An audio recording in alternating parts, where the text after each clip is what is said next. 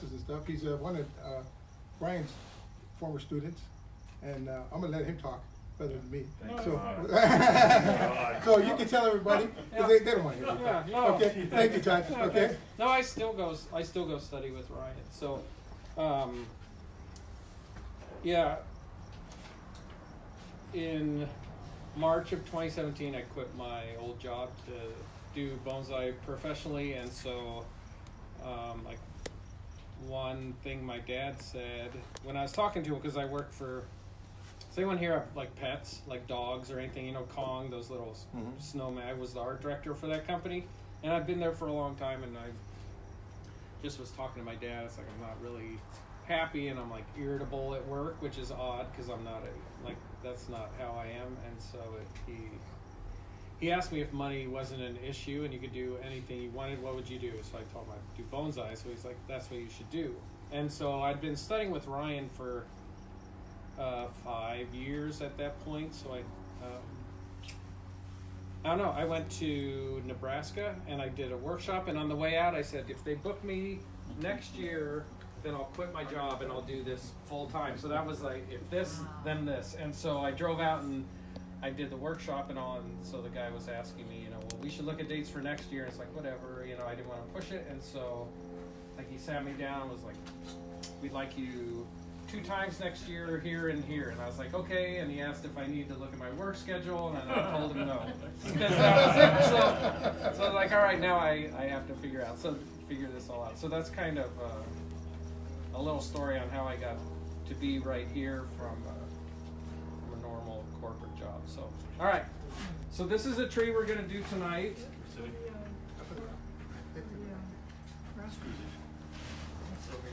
to move this a little closer.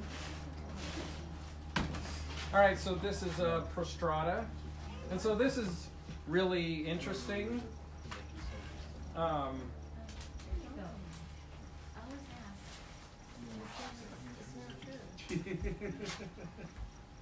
So I think in here somewhere is the front, and this is really long. So I think there's 2 options. You can keep this shorter and maybe use like this right here as a new leader, or you can keep it tall, right? And I don't know, like how this line is all up here. If this was like really straight, then maybe that's something, but this line appears, it's curved and it's very nice. So I think I'm gonna leave this tall, and then like maybe some of these branches get shortened, but start, like make some smaller pads as you work your way out, okay?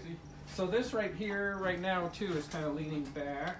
So I think if we, and then let me mark what the front will be. But I think if we pull this up,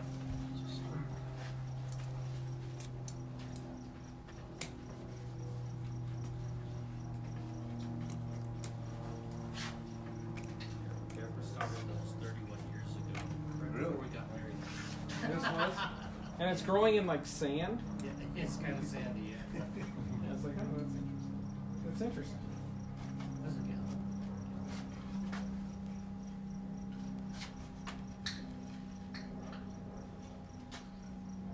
Is that yours, Lindsay? Does that come from you? Yes.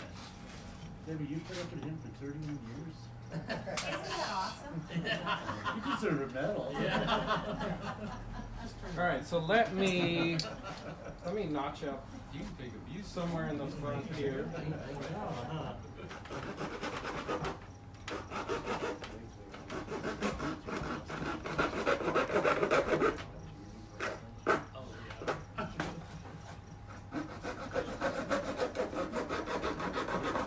Do we need Band-Aids tonight? I don't know. Yeah, last night was crazy. It's like I cut myself while I was working on Deadwood, so I was bleeding everywhere, and then I broke my big root cutters on a piece of Deadwood. Just the root cutter just snapped. So.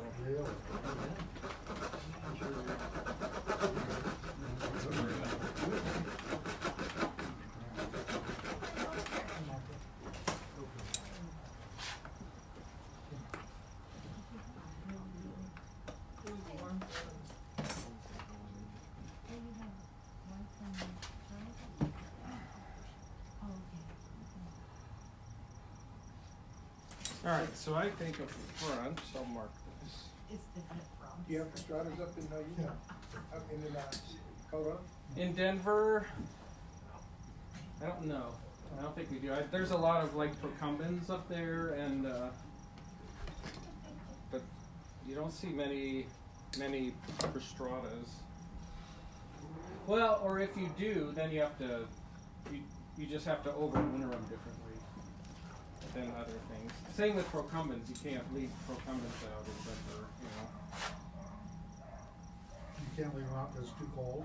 it gets It's who has that? Yeah, it's too cold. Shibaku's okay?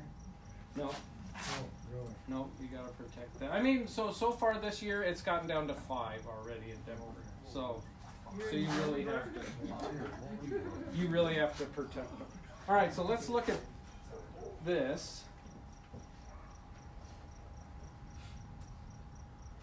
All right, so this is kind of where my front is, right in here. So we get this line up into here.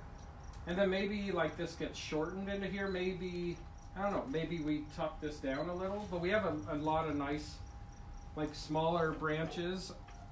Like this branch here, we may shorten this one in back. We can shorten. So I'm just gonna, like for a lot of this, we'll use these smaller branches and just make like some nice little pads that, you know, really soft pads as we work our way up. So I'm gonna, starting out,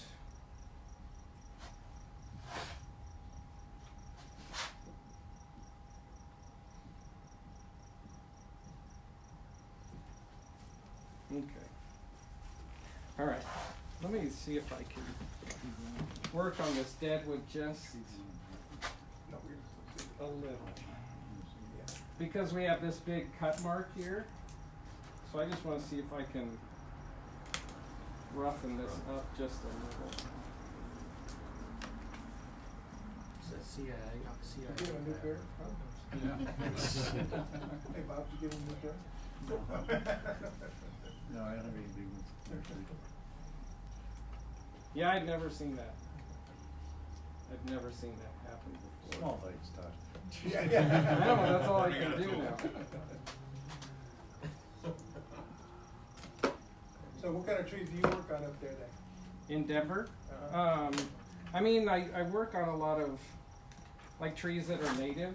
So, like the pines that grow native there are ponderosas and limbers, bristlecones. I also collect trees.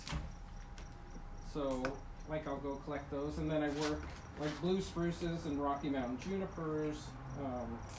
I sometimes go down into New Mexico also and dig trees, because one of my clients has a little land down there, so I'll dig one seed junipers and pinyon pines, and Will one seed do okay for you?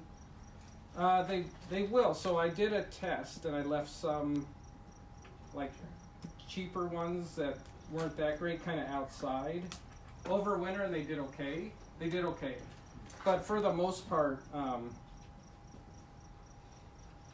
like anything that far, because they come kind of around the Santa Fe area, so it's a higher elevation, but still, I still like to protect those species a little more. So, What do you consider protection from things like that? yeah, so sometimes, like when I'm home, I will, so while I'm talking about that, I'm gonna shorten, this back branch right here is really big, and we have some nice smaller branches here, so we can shorten this back to that. To me, like when I'm home, I'll sometimes just keep them in my garage, and I'll shut the garage at night when it's really cold, and then I can open it so it gets sun during the day. Or I have a greenhouse as well, that depending on what I have in there, I can let it get down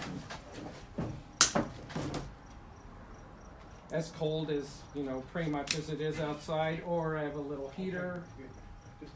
So most of the time, anything that I have in there that I'm trying to protect, I don't let it go below 24 maybe.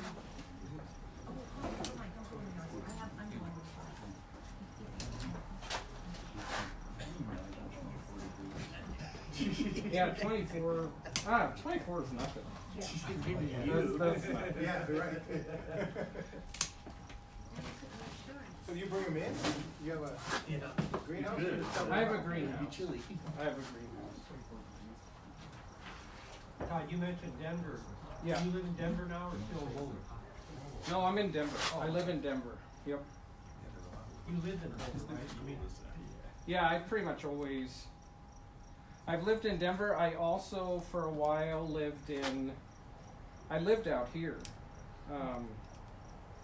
Because I used to play in bands. I have a degree in music, so my band thought it would be a good idea to move to California and be rock stars. So that's. How'd that work out for you? I mean, it was crazy. It's like. what was your band? One was called Rocket Ajax and one was called Ion. So I don't know. It's Picture him with down to his butt dreadlocks. yeah, I have dreadlocks,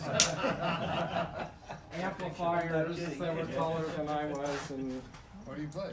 I play guitar. So I have a degree in music. That's what I went to college for. Degree in music, graphic designer for Com, Yeah. and now true on. Yeah, so it's like creative. I've always been creative. So you like the groupies better in Bonsai or? Gotta be careful. It's A little different crowd. Yeah, they're different. The ones in Bonsai are a little different. Mike, we don't want to see your underwear. A little older. A little older. That's alright. Mature, seasoned. Yeah, I forget. Someone was asking me, do you have groupies in Bonsai? It's like, yeah, but they're Older. like, yeah, they're older than me. That's alright.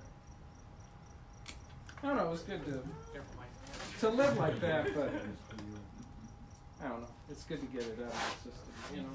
Anyway, Which one? Say, What's your thought process right now? What's going through your head? yeah. So right now, when I was like trimming these back, this was really long, and these are smaller branches. And it's like whether we use this or not because we have this and this. So it's like kind of pushing it back. And some of these, like there was finer stuff here, and then a big, like internode where there's nothing, and then there's all this growth on the end. And so too, I was kind of feeling this, but I just want to see how flexible this is. And so if I ever cut off big branches like that, I like to just bend them and see. All right. So you could go about this far and then it snaps, right? And this down here is a lot younger, so it's still. Really nice. So you kind of know what you're dealing with. But yeah, pretty much like too with collected trees, I'll always do that because I don't know, like there's a tree I work on a lot, and it's one of my favorite ones, which is limber pine, and the name is Pinus flexilis, but it's not flexilis, right? And so yeah, so actually I was at Marai with Ryan, and we were talking about this tree that he had gotten from me, and he was saying, to move this branch, I had to wedge cut this, and it cracked here, and it broke here. He goes, Pinus flexilis my ass. So I was like, that's great. So I took a picture of the tree, and I made a t-shirt out of it. So it's kind of one of those things. All right, so let's start setting structure. So yeah, at the moment, back to whoever asked that question, I'm just, like anything that's weak, if there's better branches around it, I'm replacing them and cutting out those weaker ones, and then just seeing like where in this tree can I push this back so it's not really wide, because with how the movement of the trunk and then the pads that I want to put on it, you want smaller, kind of softer pads. So where do we have like more foliage in here that we can utilize?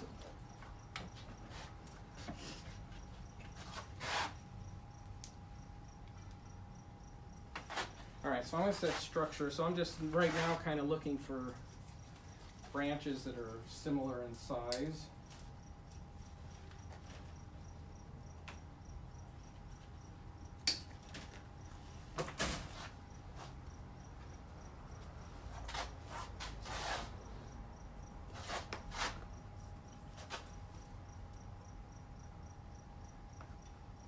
I like your tool belt.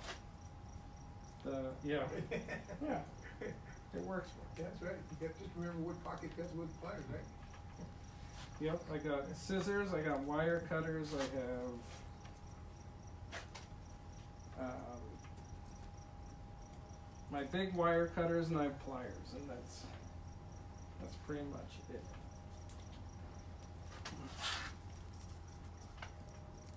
So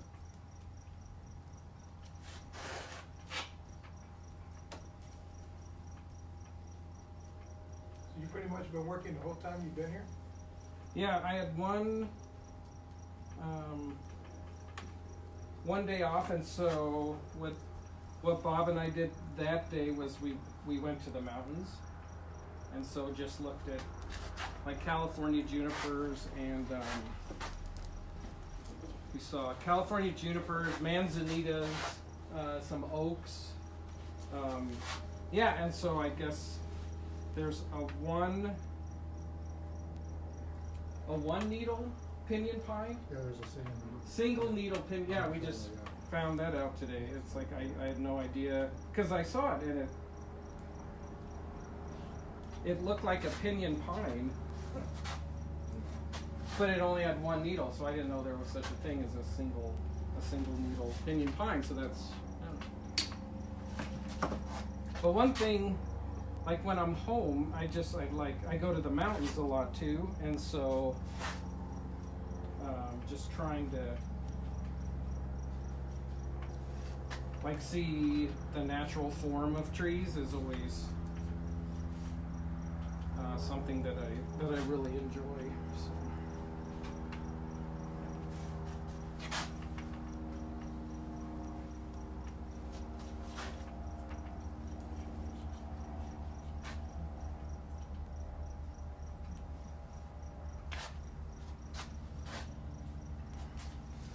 So who do you consider your main sensei?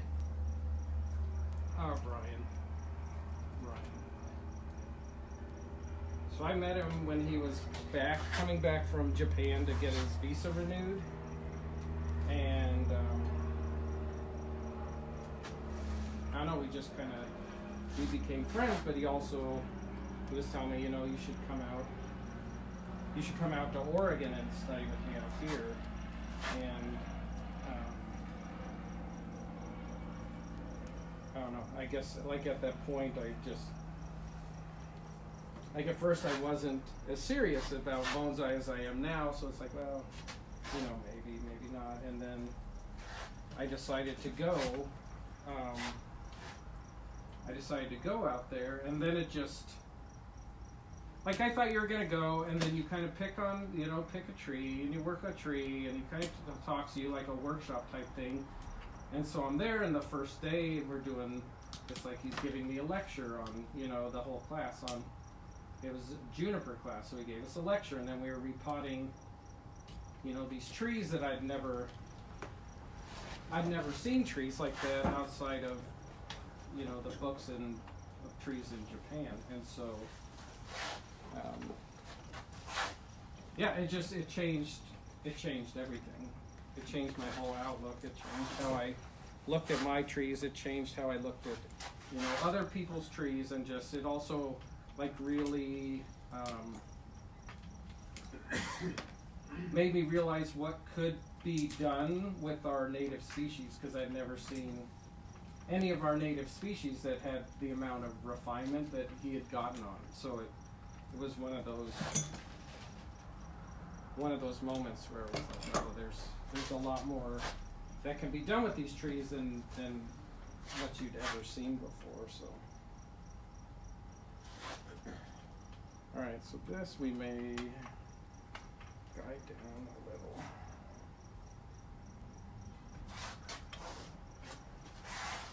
So, but yeah, like I was saying, I still go out there.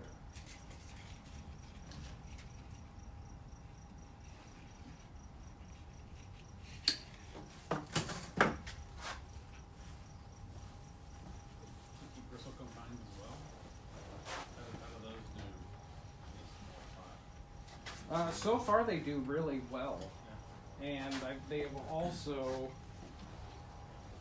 like the ones that I've collected, once they get healthy,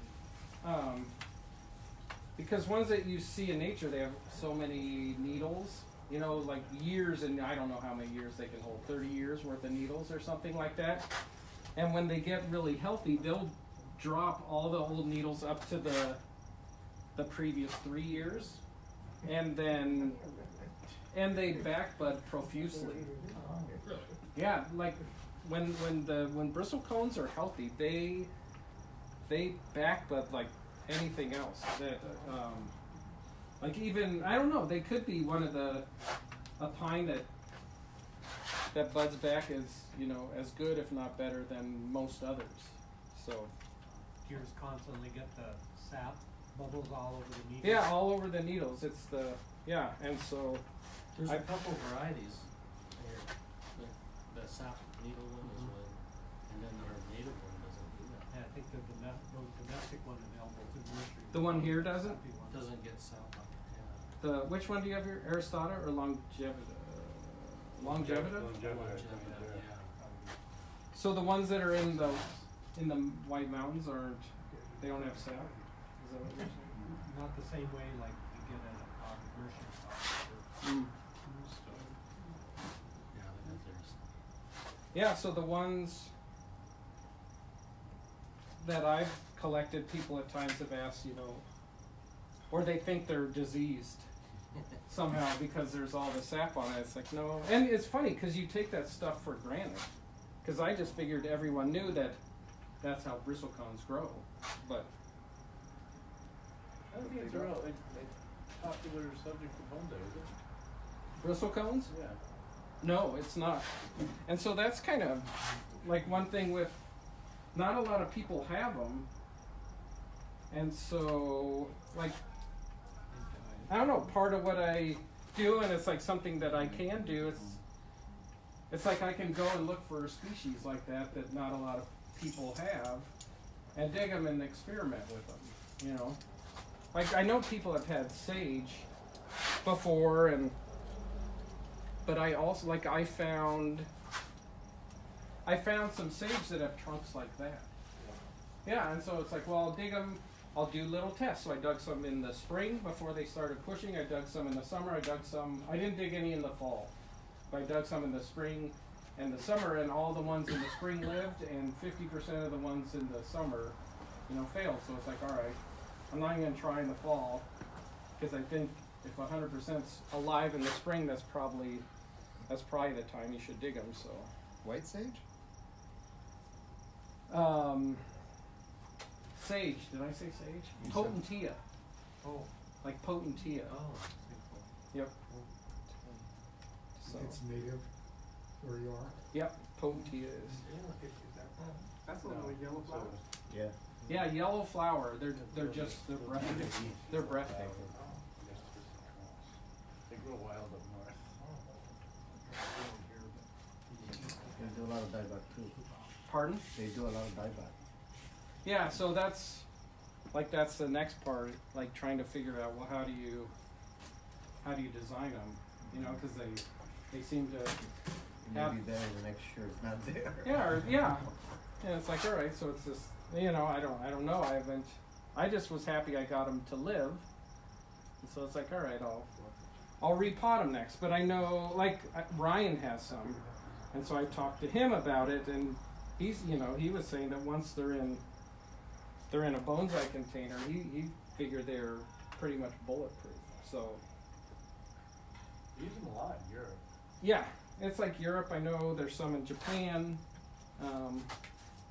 but I don't know. Just out here, I hadn't seen a lot that had the size, like the trunk size that I was finding. So it's like, well, I'll dig a few, and that was it. Like in the spring, I dug a few, because if they were gonna all die, then I didn't want to kill a bunch of them. So it's like, well, I'll dig a few so I can get a good kind of feel on timing, you know. But I don't just kill them all. So Where, are you finding cinquefoil wild? What kind of environments? am I finding what? Where are you finding the, Potentia? yeah, Probably around, it's like 8,500 to 9,000 feet. Oh, wow. is it like alpine meadow? or It's, is it- yeah, that's exactly right. So I dig blue spruces also a lot, and so they come from this ranch. It's this ranch that it's like this little microclimate, and so it's like a old, pretty much the whole ranch is on this old riverbed, and so you can dig down maybe a foot or two, and then underneath it is all just river rock, smooth river rock. And so there's clay underneath that too, so as the water starts to freeze, like water can't go down, it just spreads out through all the rocks, and so there'll be like there's these little humps of soil, and underneath that's always rock. But then you'll see trees like growing on there, but then in the winter maybe they're 6 inches higher. You know, so it's like as the water comes, freezes, expands, it's like the whole thing's kind of shifting like that, but that also means no roots can grow down, so the roots spread out. And so if you can get this like down this far, and it's very alkaline soil, but you can get a really good root ball off of them. So it's pretty, yeah, it's very interesting. It's very interesting how plants grow there. So.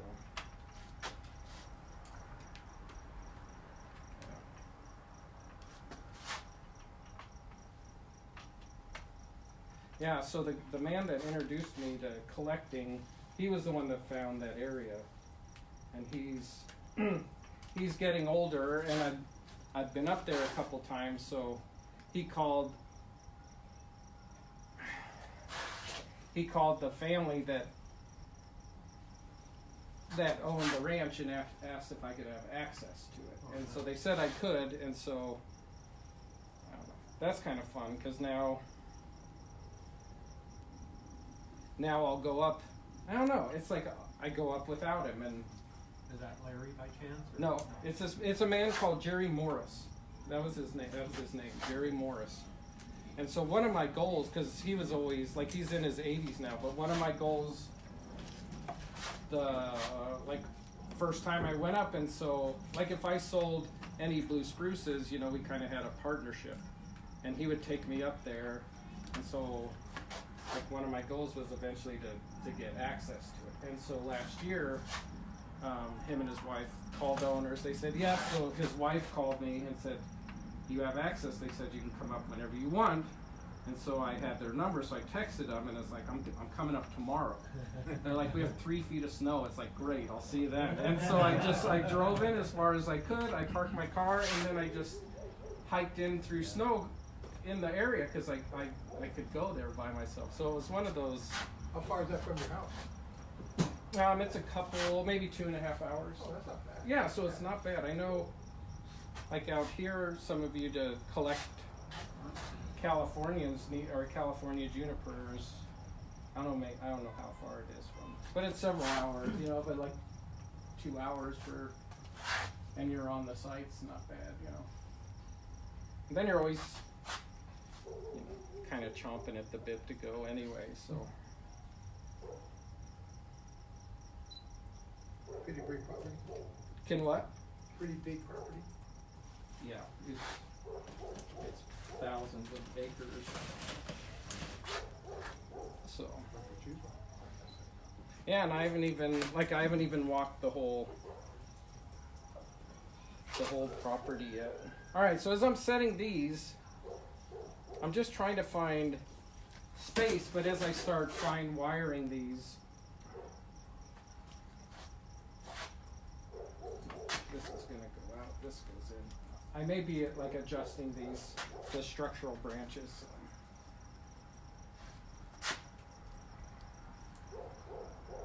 Yeah, so on Saturday it's kind of the same thing. I did a demo on a hairy tree, and I set the structure, but then that's all I did for the demo because it was so big. And so then I came home and I start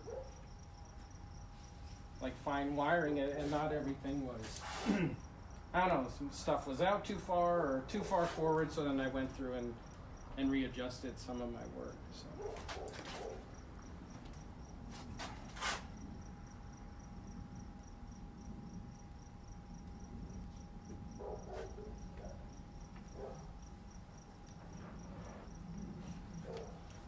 So now that you've gotten to work on a few Californias, how do they compare to Rocky Mountains as far as working? They seem to be. So, let me quantify this. The raw, where they're in their raw state, seems to be like more flexible. The foliage is a lot thicker, which is kind of nice. But on, like at the Huntington today, I was working on a California that had been worked on before, and it's like that was not.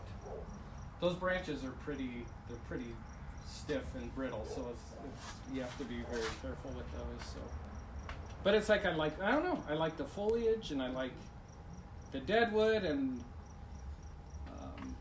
I was cleaning one. I don't know when it was, Saturday, Sunday maybe, and there were termites in there. So it's like I knew that's where a lot of like that came from, right? Is like there's termites, and you can kind of tell like the age, how old the tree is by whether it has termite holes in it or not. So Some way it's more of a factor of elevation. If it's higher It trees is. don't tend to have so much, but lower elevation. Used to be like on the south side of the Antelope Valley was a big collecting area, and it was all low elevation. Uh-huh. And those trees, the deadwood was just shattered and filled with termites. oh, that's interesting. That's interesting because in Denver. Who was I was talking to someone earlier this week, and they were talking about, a guy in Michigan, and he had to replace like a bunch of stuff at his house because of termite damage. And I didn't know they had termites in Michigan Yeah. because of how cold it was. I didn't know that. And he's like, well, don't you have it? It's like, no, I don't. So Denver, we don't, but we're also a higher elevation. So I wonder. Well, and dryness, moisture, I mean, is also a thing of termites. But And there's How do different you kinds explain the too. Mississippi Valley? How you So they don't like moisture? I'm getting an education on termites here. they still come up through the soil and go off through the termites. Yeah, they live in the ground back east, but, yeah. All right, so here I'm just cleaning this up. Termites were swarming today, by the way. Yeah. Big swarm. They were continually coming out in the afternoon at that kind of nursery.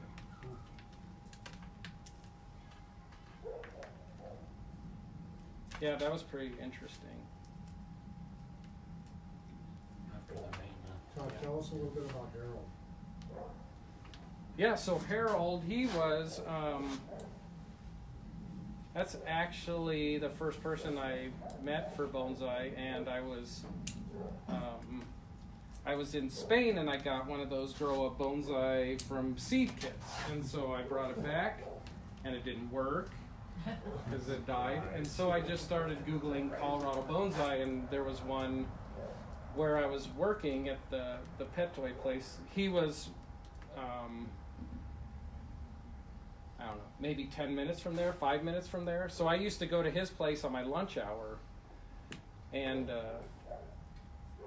don't know, just walk through or buy stuff or just talk to him or whatever. And then I started volunteering over there and helping him on the weekends. And so that's kind of how I met up with Harold. And then actually when I was over there one time, he was like, Ryan Neal's coming. So that was when the first time I met Ryan was over at Harold's place. So. Who's Harold? Harold Sasaki. He had a lot of, I know like a lot of people out here know him, and like, cause he'd buy a lot of stuff out here, or I don't know if he ever came out here Yeah, or I not. brought him out for a convention. Oh, you did? Designer, yeah. Oh, great, yeah. So yeah, it was cool. Like I was at Gary's yesterday, and he and his mother, Gary's mother too, both said, you know, make sure you say hi to Harold for us. And pass it on for me too. Yeah, I will. I will. Harold and I both, tested a product called Isolite. You ever heard of it? Oh, what? Isolite. He's so You're- wide? Isolite. Oh, light. Yeah, it's diatomaceous earth.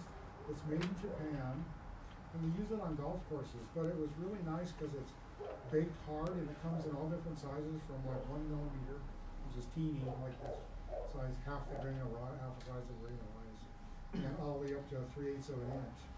And they'd use it on golf courses when they'd put holes in the greens and resand the greens. And instead of that, they put Isolite.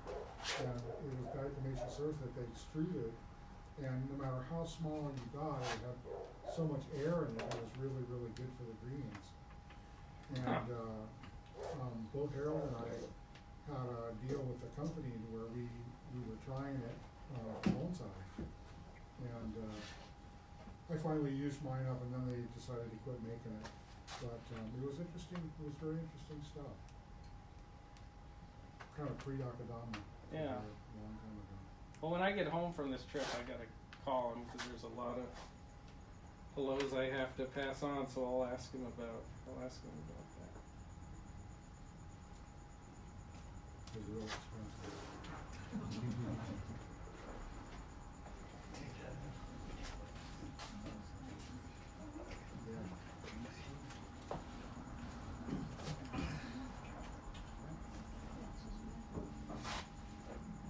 All right, so I'm almost done, and then it's gonna look really shaggy. And then once we start fine wiring it here, this will all look good.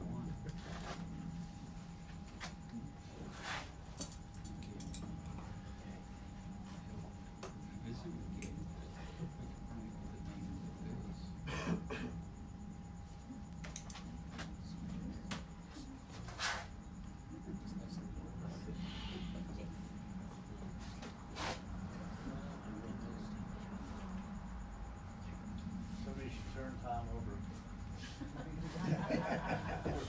He's getting red on one side. I'm not complaining though. You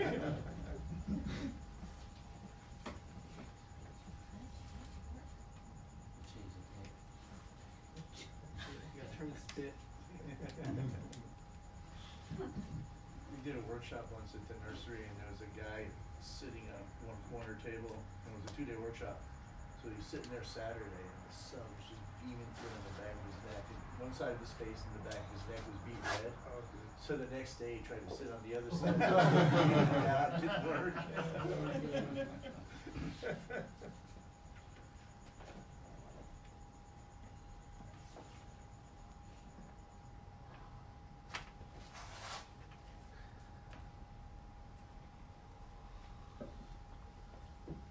So what do you think of the quality of trees that you've seen here so far? Yeah, they're. I guess like one of the biggest takeaways from this trip and things that I've like really enjoyed is seeing like a lot of the junipers and the pines, but they've been in containers for 50 years, or so it's like you can tell they've been there, they've been in cultivation for a long time. And so I don't know, just seeing stuff like that is really, it's just kind of very, it's like humbling, I guess, to me. And I don't know, but it's also like I just become very appreciative of that, and also it's reflects back on, it's like, well, yeah, a lot of like American bonsai, like this was the hub, and this is where it started, and this is where a lot of that took place. And so that's where just a lot of respect for that. So all right, so I think if this is there, so this is going to come back, and then we'll start.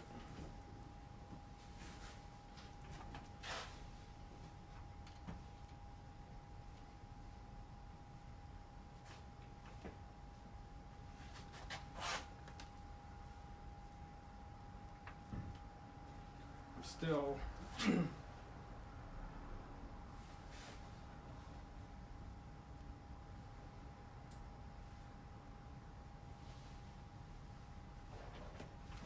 don't know if we need this.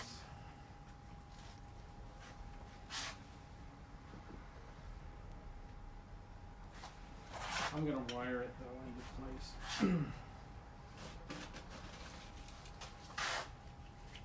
Because we can always remove that. So this is pretty big. So what I'm gonna have to do is, what's that? You can take it off anytime, but you can't put it back in. Nope. So it's like we'll be conservative here. So what I'm gonna do is I'm gonna take a guy wire from the back and run it onto here and see if I can bring this down a little.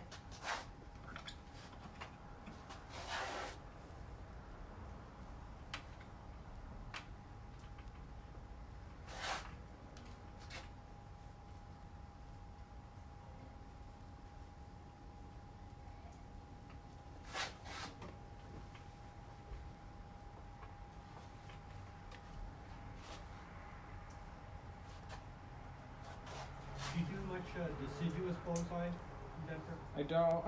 I mean, I have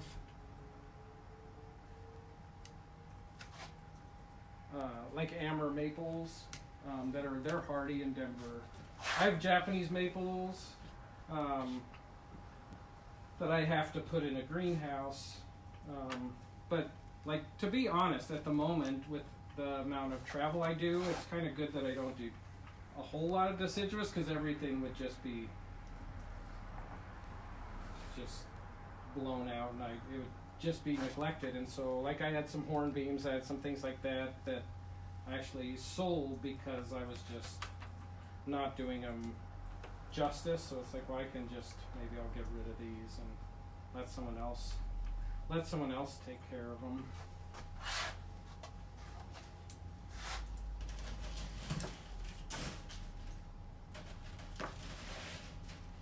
What's the bonsai community like in Denver? The bonsai community is it's very supportive, and it's growing. It's really growing. So there's a lot of younger people, a lot of, enthusiasts. So They have a lot of clubs. there's one club there.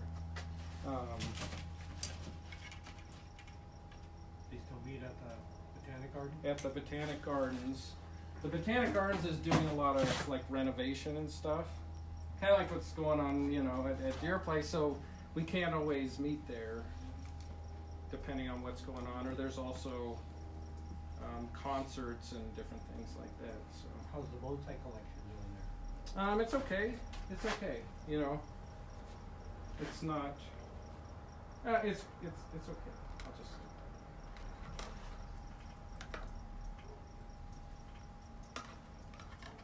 It's not like a full-time position, and so like where you are, there seems to be like a very large emphasis put on bonsai, or it seems to be. Yeah, it's an important part of that garden, so Mhm. yeah, it is supported.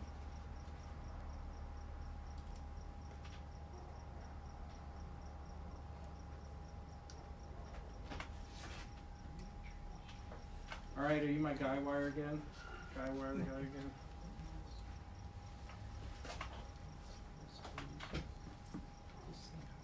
I'll be here all night, right? Yeah, you'll be here all night. All right, ready? Okay. There's that. So I just want to see if I can bring this down. Bring this down.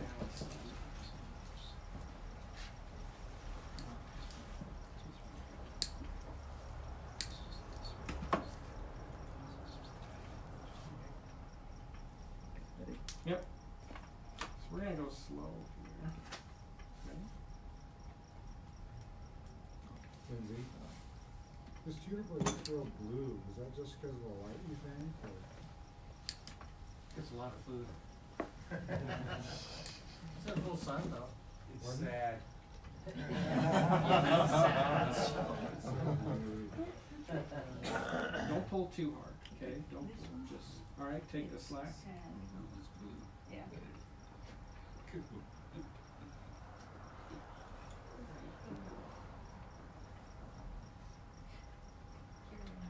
All right, let's see.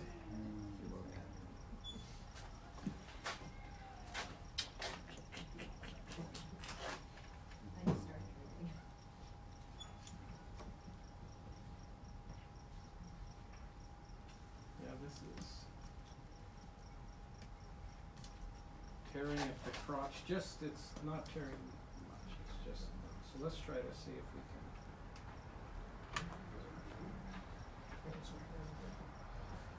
Okay. Okay.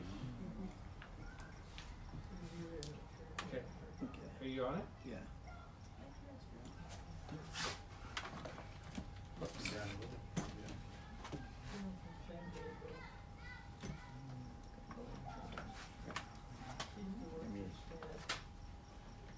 Does it see where it's tearing?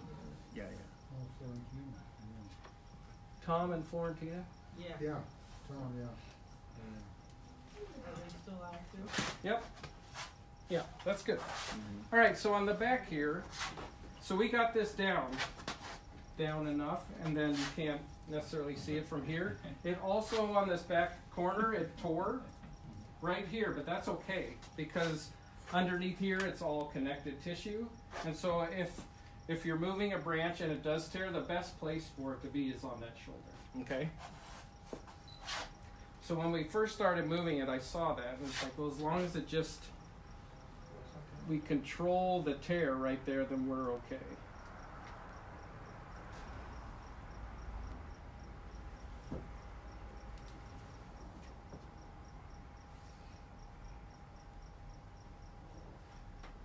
Yeah, where did Tom and Florentina live? They lived in San Diego. They did, yeah, oh, that's Yeah. right. Yeah. That's right. They used to be students of mine, Right. Aw. and they would be driving up together to my class, and Mhm. that's how they fell in love and decided to get married. Uh-huh. It's a 2-hour trip each way, it's like either sink or swim. It's like, it's, I guess, a good way to find that out. that seals it. What's the story? She said not too long because he was looking. She was looking. She was ready. Oh. Yeah, she probably made that choice. It's like Tom didn't know, but Florentina knew the entire time exactly what she was doing. That's my guess. That's my They're guess. still together, so. All right, so I'm gonna start fine wiring this now.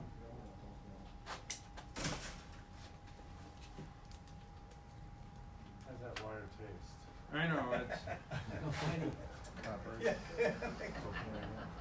So which wire tastes better, Japanese copper wire or Japanese copper wire? Probably a Japanese because it's cleaner, right?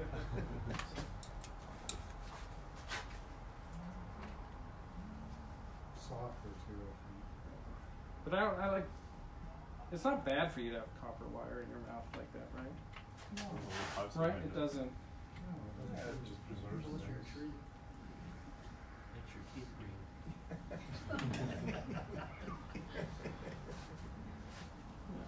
This is a fun group. Everybody needs a little copper. The what? Everybody needs copper.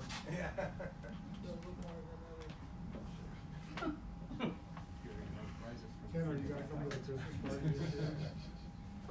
All right, why don't we take a break right now? I'll show you. Greg's got raffle tickets back there. Shirley's got snacks in the kitchen here. That's not in the wrap. Bring, No, again, that's not in the raffle, correct?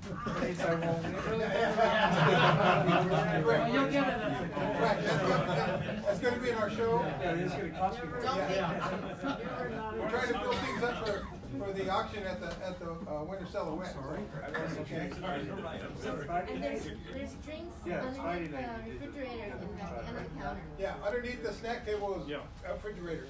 And there's a coffee and tea inside. Chocolate bread. Can I get you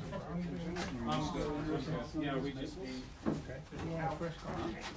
No, this is, I appreciate it, I'm good though. Yeah. You got 1 hour to go, Jim. We're good. We need to finish the street for the auction. Don't will be. worry.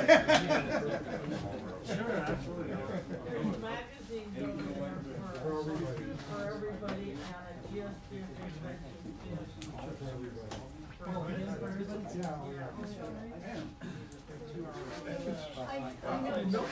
I'm sitting here. And Joe, Ed's with his jacket and his hat. I know. Sitting by the heater or like this? Oh, yeah. Tommy, you gonna bring your dog over to see us in a couple days? I think my wife wants to go. What's in the drink?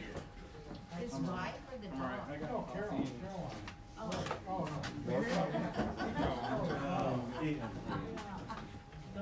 Have you tried collecting Manzanita?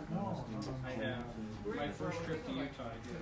She wants to go see the Christmas thing at. But I didn't get, like I also don't know what I know now, but during my first trip I killed. I think I dug One of the hardest ones. Yeah, and I dug giant root balls, and I don't know. I gave them. I did the best that I knew at that time, but my guess is they're still pretty hard. But I'm also a better collector than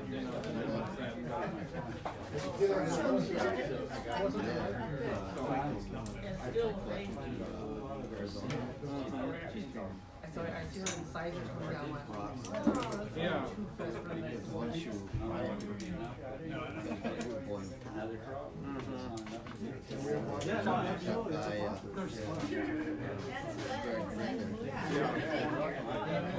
Yeah, the ones I collected were out of the ground in Utah.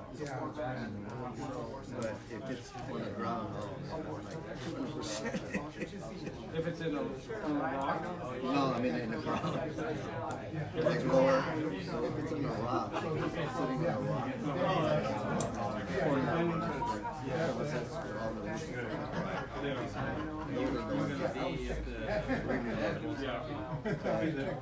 Sometimes I remember when I first did a convention.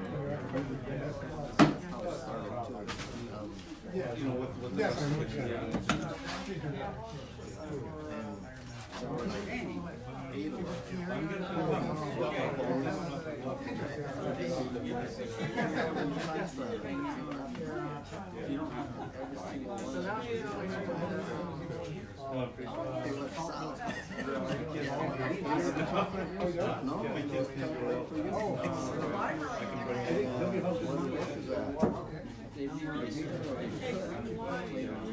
My youngest one's on maybe he's 2.5. Yeah. Well, that's what I do now. If I get Well, my 6-year-old, put them straight she does. where before I didn't. No, of course. He goes over. Sometimes I press the wrong button. Okay, just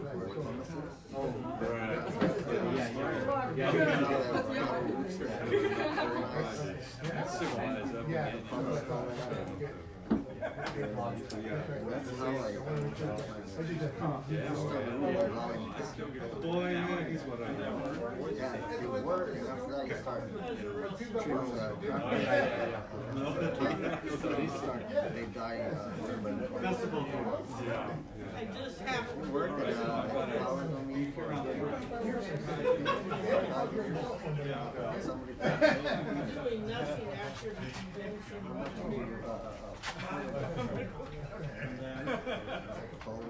He's asking what is They wanted it. I have a feeling that maybe, but it did, every year it flowers in green fields.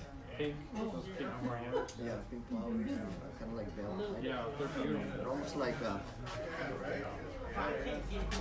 for instance, persimmon, the male flower are only like pink and March. Yeah, no, February. It might not be March.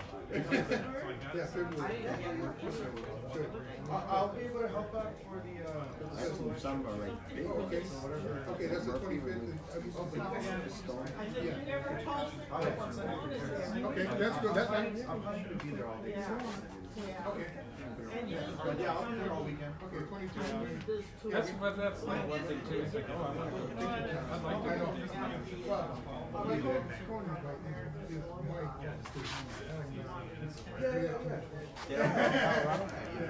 No. Right. All the usual Yeah, we'll be setting up. Yeah. That's fine. I'll help with her. I think it's probably just all. That's the Fort Dillon, Colorado bigger truck. Yeah, I'm a little. I know, me too. The Fort Dillon, Colorado, they come in like bigger truck, like been there for a while. Yeah, I mean they're old. They have trunks like this. Yeah, and if I can help, I would love to, so. Sure, okay. You hardly see some of those in Yeah, and even the majority of the ones I see Tell the people. when I'm walking around, like most places it's that same size, but the ones that I found, and they're on that ranch where the spruces grow, they're all really big trunks. beautiful when you see them flowering. And they flower all year long. Especially like hardly anybody collects it except you. You know it's urban forest. It's not like Mojave. I've been collecting for the past 50 years.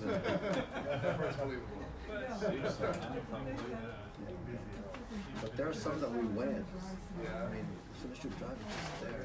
But he doesn't bring anybody. I keep seeing all this Got, like, design visitors. surpass the, I guess like some of your Yellowstone is popularity. Just because people just walk it. It's good for the park.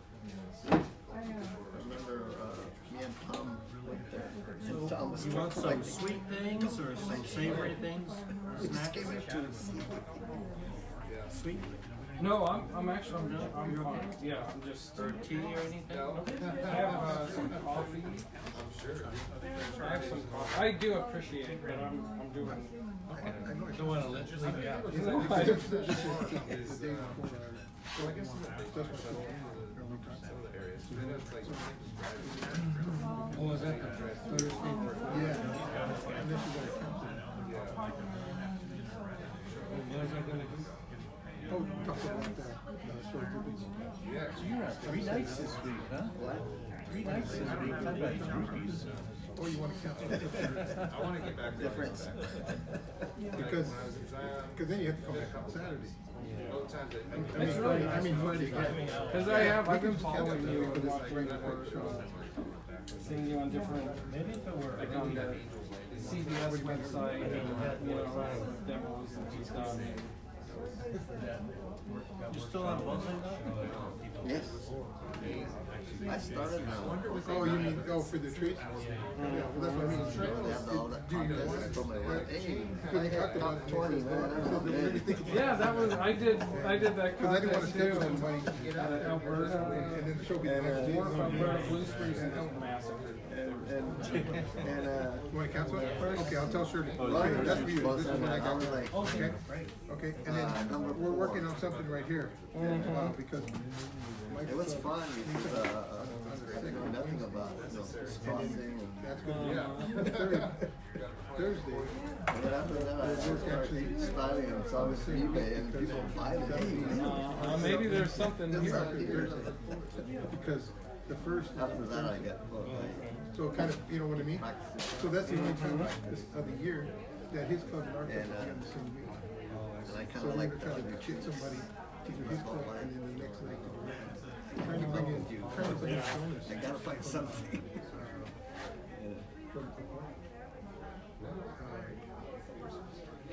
can't remember. I keep telling Jonas Dupree. Dupree, thank you. Yes, Jonas you Dupree. have all the Okay. right folders So on when the you talk sheet, about man. trying The whole thing will to, make trying to sense. coordinate it so You're we probably can, gonna mess if it we up. can, be like what Bob does, you know, try to get the guy in. Okay. Or I was thinking like, Yeah. Because it's too close to the center. Yeah, because I didn't realize that I go. don't bring the tree, they'll give you one street. One of those. I know, I How did know. everything go in San Diego? Okay, yeah, I appreciate it. It just rained, right? But it was good. Yeah, that's what I was just telling him. Yeah, that's what I was just telling him, 'cause that's my schedule. Mostly, the trip is mostly the showroom group. Instead of going up towards Mount Pinas, go straight across. Come out on the 33 there. Bob's on board. Not a lot of old gnarly junipers, but you know, there's a lot of old oaks, scrub oaks, old manzanas. It's pretty awesome, man, to see this. Workshop in my house like we normally do. They can have like Cohen. If he wants to do it another day, I can bring him to the workshop Wednesday. So I got 2 more years at the post office. Because it's the only time of the year that Then what? this year one wrong. Probably travel. It's like Wednesday, Thursday, Friday, yeah. So. So you work at the post office? I didn't know that. About 10 minutes away from my house. So if I hit 5 stoplight, man, that's traffic. Yeah. And I know that it's bad for your car, like, you know, as soon as you start, you're there already. We're trying to bring him into, because we were up there and. It started out with like, I just had 2 customers. And then I sat there, I was like, no, I have another question. And I sat there, I was like, uh-oh. I haven't had a sat down and think about it. It doesn't matter, but like, I mean, usually you're putting it out in the sun for the most part. There were a couple of weekends, like. You know, cooler weather, like adventure, in the springtime. They even say it's no volunteer work because I mean, do you just too many cars in there. And so, yeah, there was a couple of blackout weekends. Hey, Ben. We're still working on these days and, and maybe on Friday. Has the pod done? If it's in a growing thing, well, we can shake them out.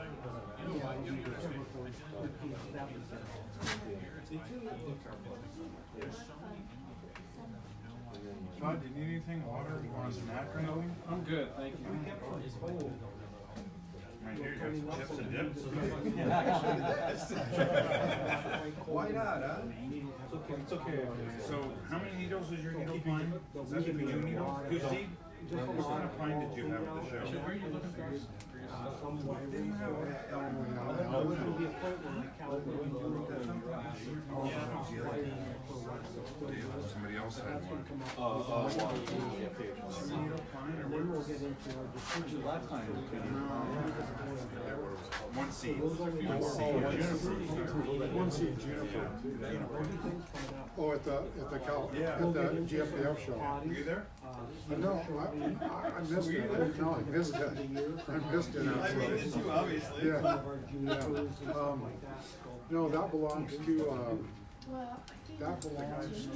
yeah, it belongs to, that guy from Arizona. Peter, what's that guy's name from Arizona? You had those trees out there. Well, yeah, They were just, you know, those little. sometimes Robert.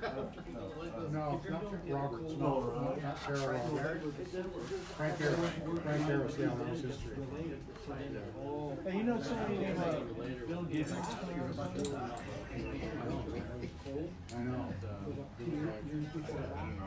no, it just, all of our stuff fell kind of at the same time. Maybe they ever. Like the whole north side. Yeah, look at that.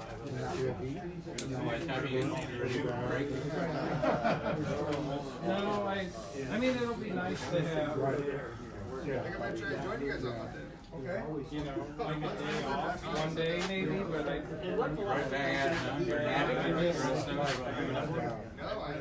don't do well not doing it. Well, no, because I live pretty close to the top, so I get up to the wrong end, so.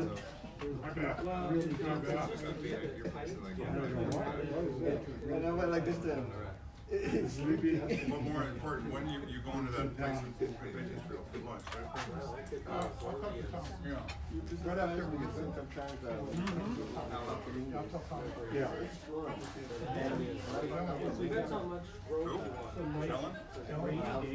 But You know, what happens, we maybe drive to Rick's place. Then we have to do one. That's too far from He's not going to Steve. How often do you wind up going to see stuff? Well,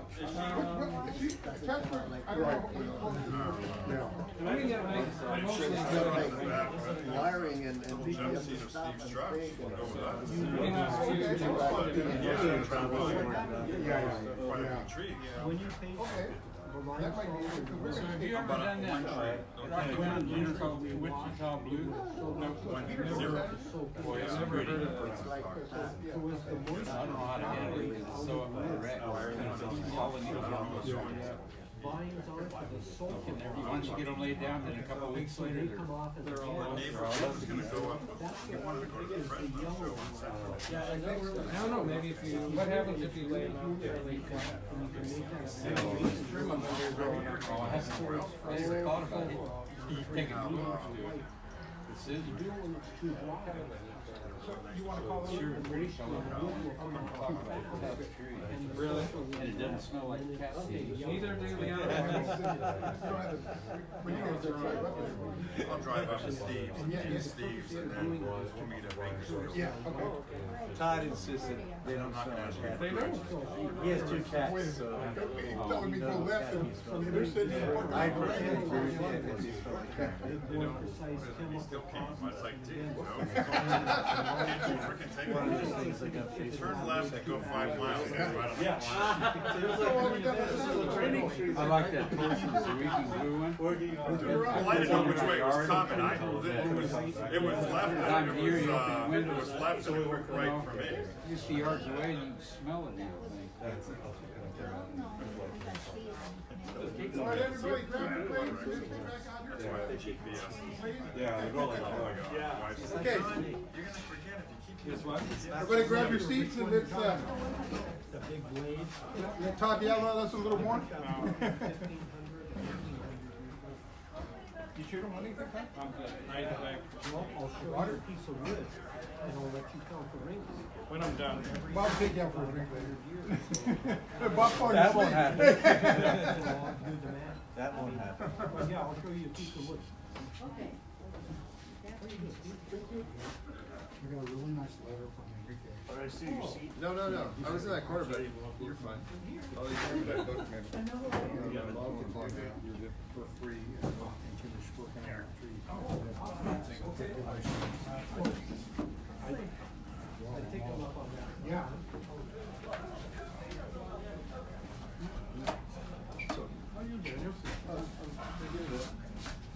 Here's that tree I was trying to tell you about. There's part of this missing. Oh, whoa. This had a big old post going straight up on it, the fan was halfway behind it. Oh.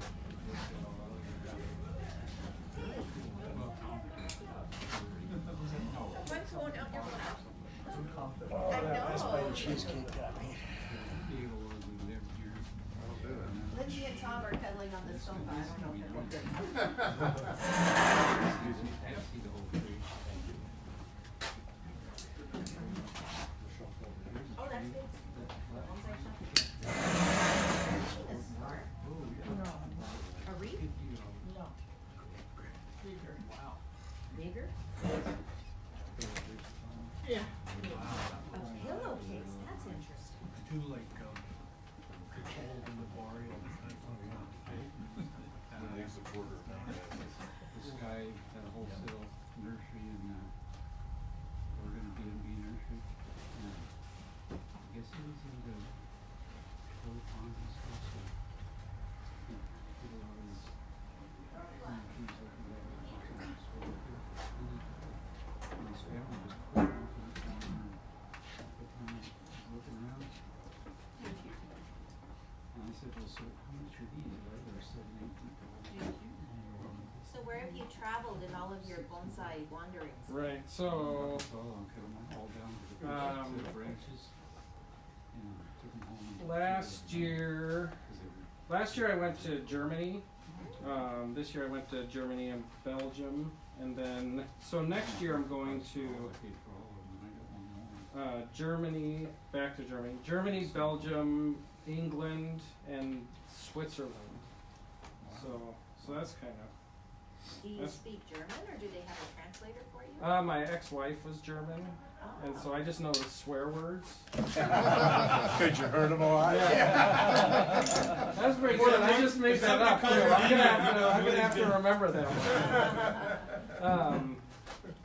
No, in Germany they speak English. Oh. They speak English, yeah. So you don't have to use your swear. yeah. That's pretty. No.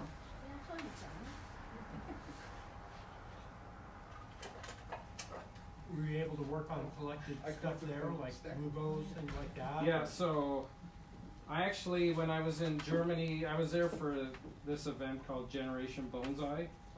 I was there for that, and then a bonsai focus photo shoot for the magazine. And so when I was there, when I came home, like I became really good friends with the guy that did put on the Generation Bonsai, and so I was just thinking, it's like, well, I wanna get a Mugo, and so he had one there, and so I bought it, and so I don't know, I guess like one of my goals is in the next, it's like I don't know how long, but continue to go over there, and then every year work on the tree and maybe get it into the trophy, the No-Landers trophy, which is called the trophy now, one day. So I thought that'd be fun. So I have a Mugo over there that I worked on, but then like for my demo, I worked on a Mugo, a Scots pine, and a Sabina juniper. So it was good. I tried to work on like all three of those when I was there, just so I could, since I was there, I could have the experience of and just kind of see what they're like. What do you think of Sabinas?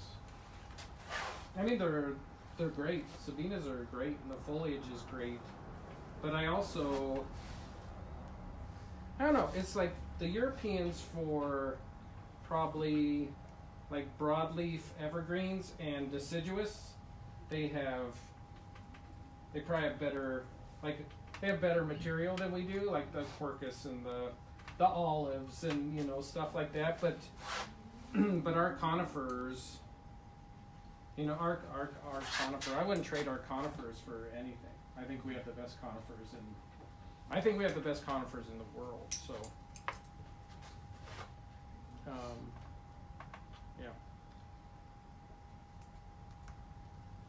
yeah, Sabinas they're nice trees. And it's odd because they're, like, the growth pattern on them is so, just like the branches are just like this, so wiring them is very difficult. Because if you're not, like, following a good, like, wiring scheme or spacing or, like, finessing the wire correctly to get it on, you just get knots on everything because it's so hard to wire that foliage or wire the branches because they're so back and forth and up and down. And do you have Mugi pines in Colorado too? what kind? The Mugo pine? No, Mugos aren't native to the United States. So. You see a lot of them grown in the Northwest. Yeah, but they're probably like landscape or garden center. they're all or, nursery stocks. Yeah, nursery stock. So.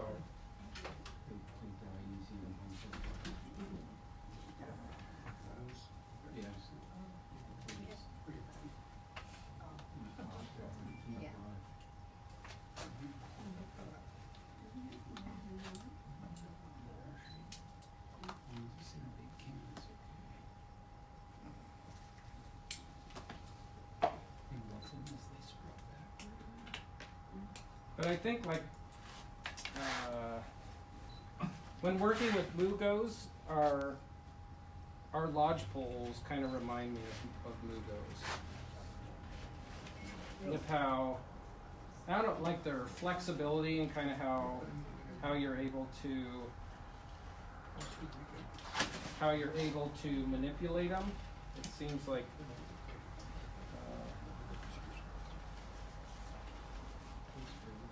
lodgepoles.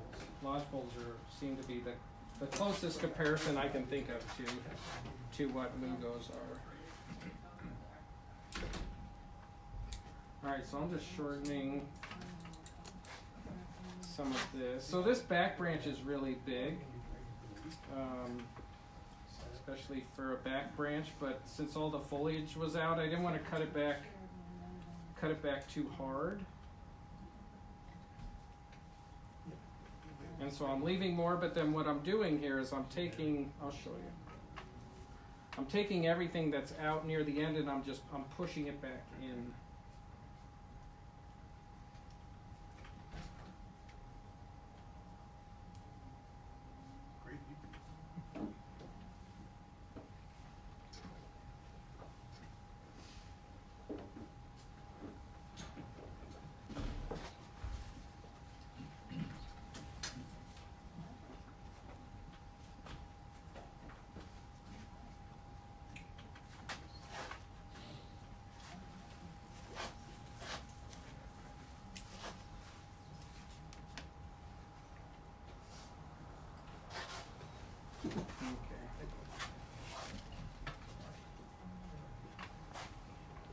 Alright, so here's that back branch. So see how far out this was? So if I would have left it out here, that's not going to do us any good. So I can pull like some of these branches in and then really suck this in and then kick these out a little to get body. And then this was growing up here, so I can kind of come in and spread this out to give a little body in this area.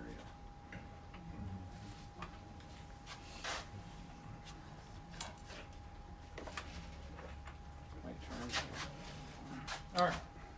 So, Doc, you've been playing with this one branch. I've noticed the one right behind right in front of you. It's not wired. You've been playing. No, keep going up. Up. That one. Behind that one. One behind that. It's not wired. Oh, this? Yeah, you've been playing it for the good hour. What's going through your thought process with that one? I mean, I'm debating whether I need it or not. Okay. So I don't know if I do, and I actually brought this branch over because I think this we could pull in here to fill in this area, and then this will go. So that's my guess. My guess is I'm gonna remove it. I was waiting until I got up there before I made that choice.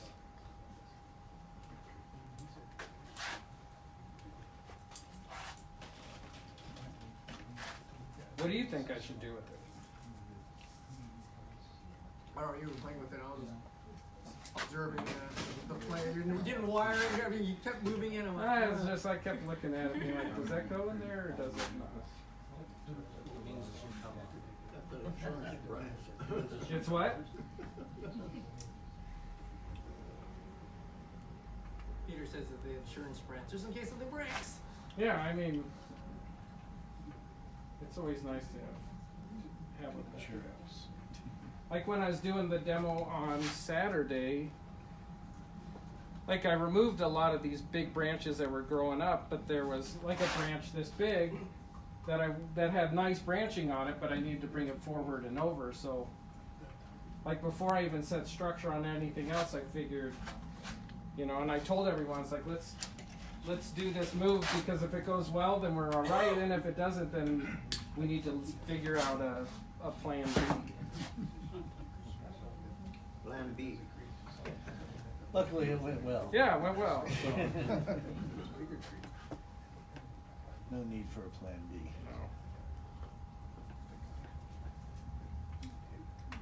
When you bent that lower branch back to give it body, is that something that you would think to remove later after it kind of fills in and fills out? Well, I mean, if this like fills in back here better, then you could remove some of these long, like maybe like really this long branch here, maybe this is gone, and maybe the whole branch is this right here, which I think you could probably do now, but at the same time, it's like I'd rather just leave it all. But yeah, so all these, it's especially with like trees like this, it's like, well, let's just leave as much as we can. And then we can always go in and remove it. And that's not always like the easiest thing to do when you're looking at like a tree that's grown really well. It's like, well, what should I remove? And so if I remove this, and like a lot of times, you know, it's like you remove a branch and then all of a sudden, like the whole tree needs to kind of go like this, because it's like, well, I made a space here and this can come here and then this.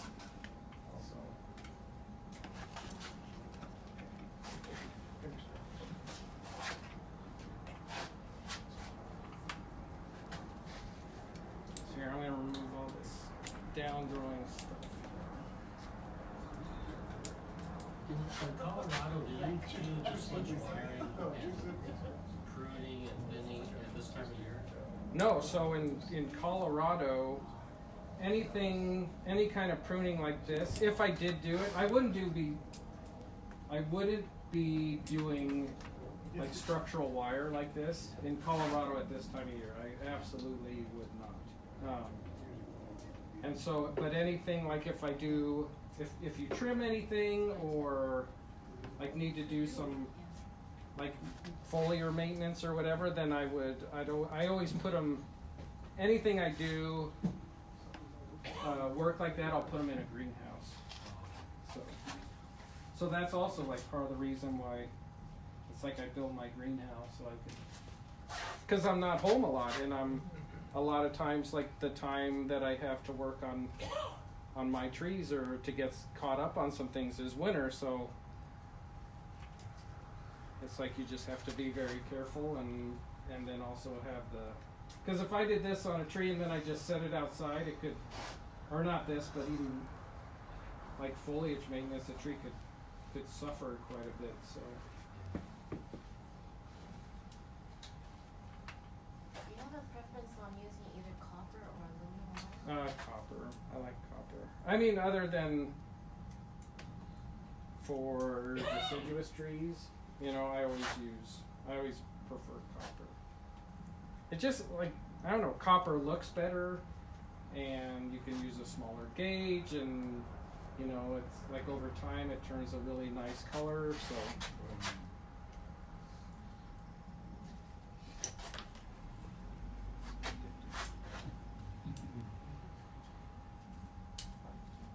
And it tastes good. Japanese are the worst type. They what? It says it tastes good. That's the worst type of Japanese. Yeah, Japanese taste better. Yeah, too with wiring, if you see a finished tree that's all wired out, and I don't know, the wiring looks beautiful. You know, it's like a good wiring scheme is beautiful. It really is. It's like trying to appreciating like the thought process through that, because wiring is it's a puzzle.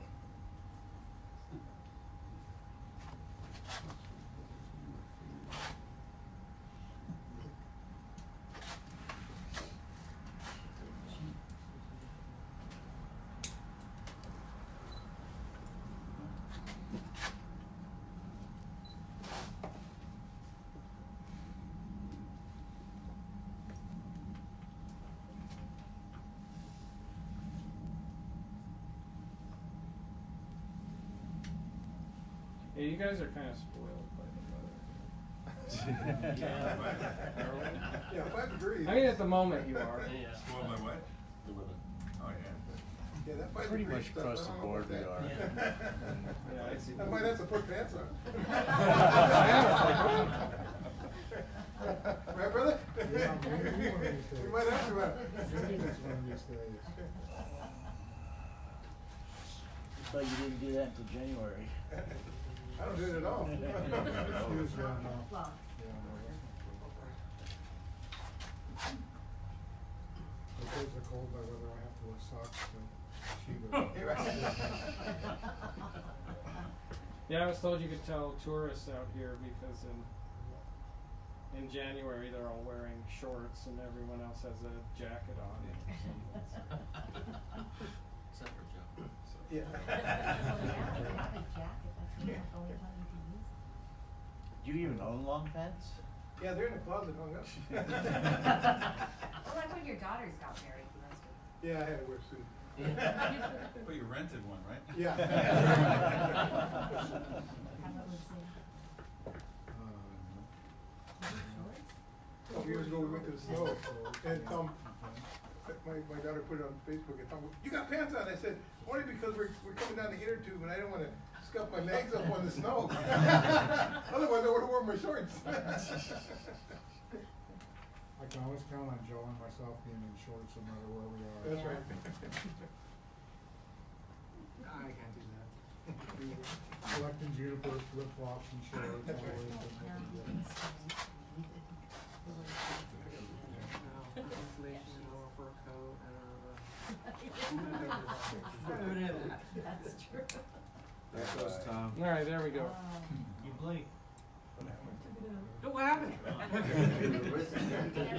Ah, I gotta go back to the replay now. Well, it's on.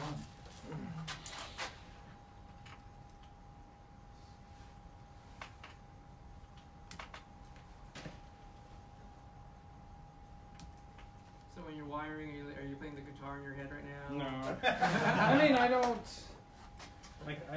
think about guitar anymore. You could write a bonsai song, man. Think about Slap the bass, you know. No. I'm one of those all or nothing kind of people, so when I was done, like wanting to be in a band and being a rock star and all that, I just, like I went from practicing with like a group 5 nights a week to not playing my guitar for 2 years. Just overnight, because I don't know, I was just done. I was done. You went from a hobby to a career. Shirley said, is that when you cut your dreadlocks off? What happened? No, I was still in a band. I cut my dreadlocks off when I was getting married. Oh. If there's no picture, it didn't exist. Yeah, there it is, I'm looking for it. It's gotta be out there. Yeah, I'm sure they're. He's gonna deny every single stage. That's not me, that's my brother. My brother. It won't open up here though. If you go on my Facebook page, there's a link to it. Okay. You gonna do it before and after?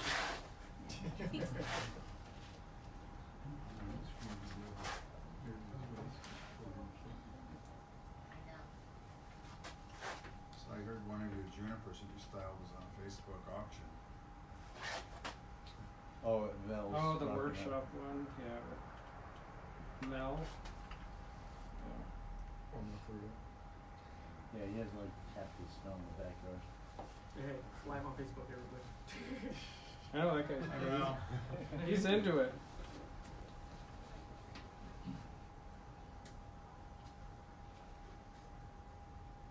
Were you last year? Yeah. That's not terrible. But usually if I'm here, you record it so you can. Oh, we didn't say anything bad. Oh, I understand. I just make sure, protecting the witness protection program here. It's the first time I actually have reception. We're using the dungeon. I have no reception. Yeah. Right. We're outdoors. I'm like, I can do a live feed. So usually you just record it Yeah. and then post it. Because I can't get any reception down there, and it always cuts out. So. Oh, I thought it was just because of me. No. Thanks. I get about 8 viewers, Bob 9 Presser's there, we viewers have to in and edit. out. I get one, I'm happy. Yeah. Is it that they just don't have reception down there, or they don't?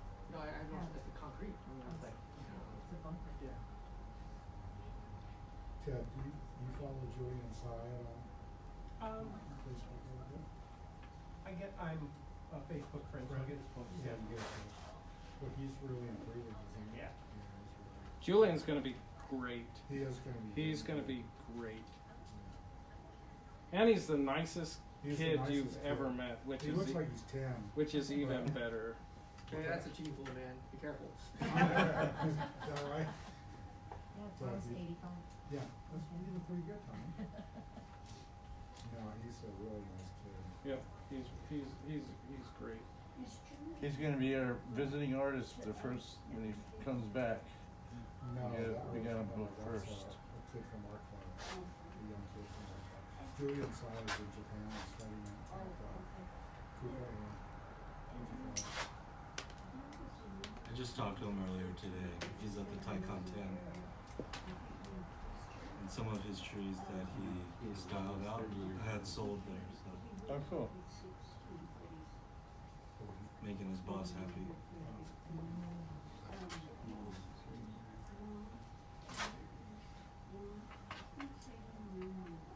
Yeah, it's nice when nice people like that are doing.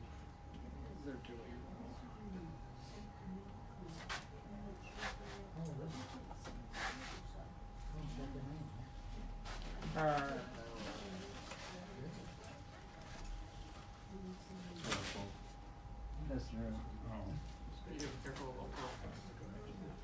That's right. You can, all there is pictures of trees and my dog on there, so it's all right. God, you do have bird dogs. Yeah, it was serious. I don't know which picture So how many You're years? actually mostly out of the picture. You're just kind of on What was the that edge a little commercial? bit. You know, I was like, But you can see it. There's like music videos on the web that my band did.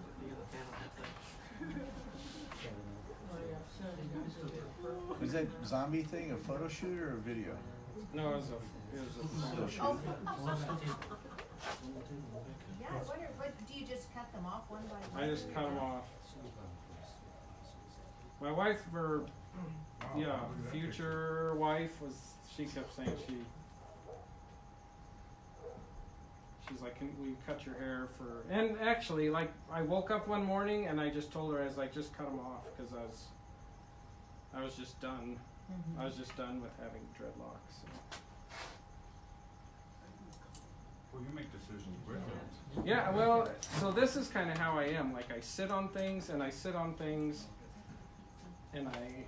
like analyze them, and I go through them in my head, and then, like, when my mind is made up, I'm just on it.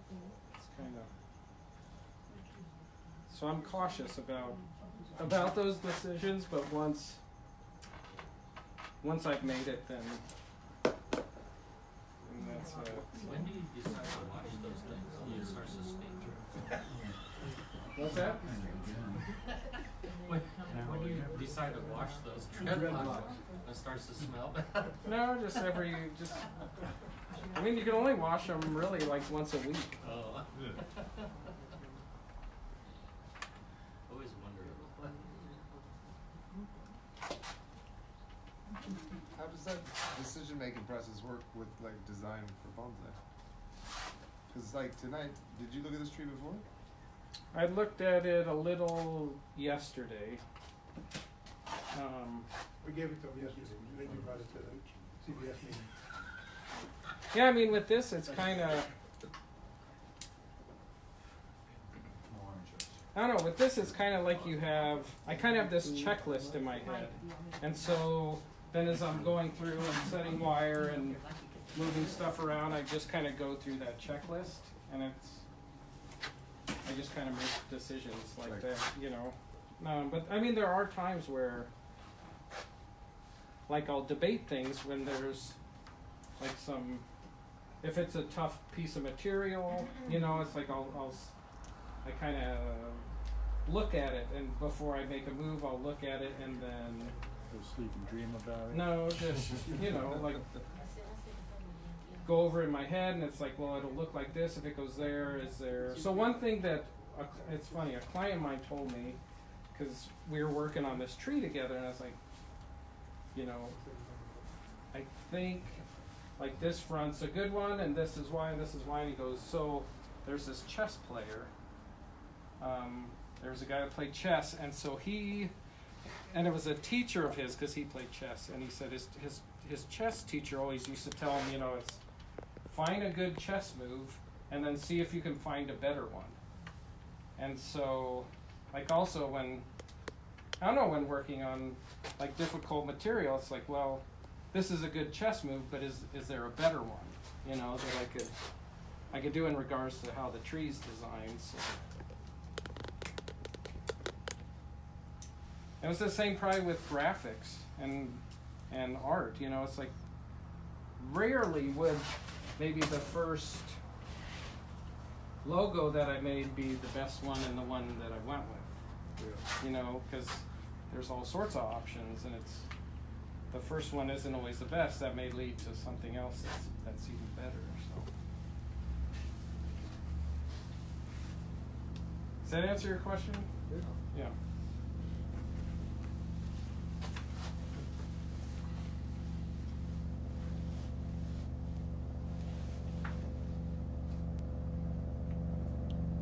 So what's the checklist? I mean, it's like what are beautiful lines, like best placement, health. You know, it's like maybe there's a branch that has a nice line, but it's really, really unhealthy, and the one above it is maybe more healthier. So, like sometimes maybe you wire both and see if that weaker branch will actually become a little stronger. Sometimes you do that.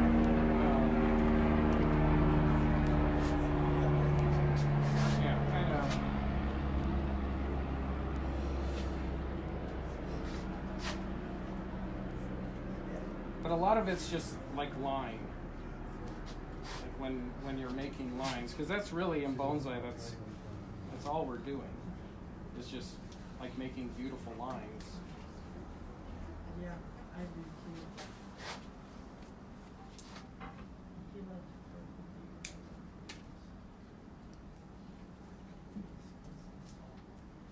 That's a good thing.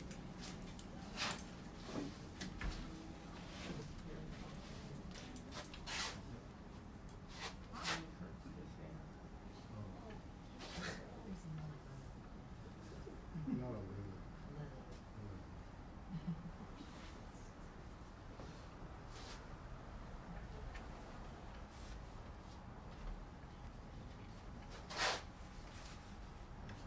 And and also here's another one. Like being a graphic designer, I don't know. I probably looked at a lot of like design and like where do you need negative space in ads or packages or whatever, and where do you need copy or graphics, and so it's like kind of looking at this in the same way as, you know, where do you need white space in a design? Where do you need foliage in a design?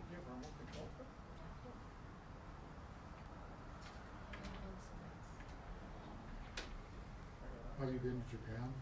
I haven't. I want to go. I talked to Ryan a couple years ago, and he was talking about going, so I was going to go with him since he had like a lot of ins. So yeah, that's here in the near future. I'm going to go to Japan.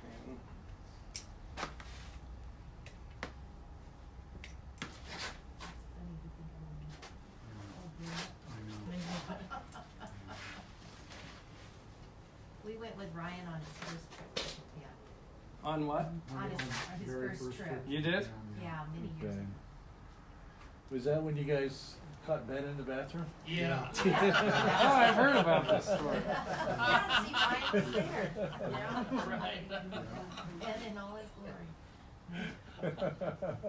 Yeah, in the fancy bathroom. Oh, yeah. That you should always lock the door.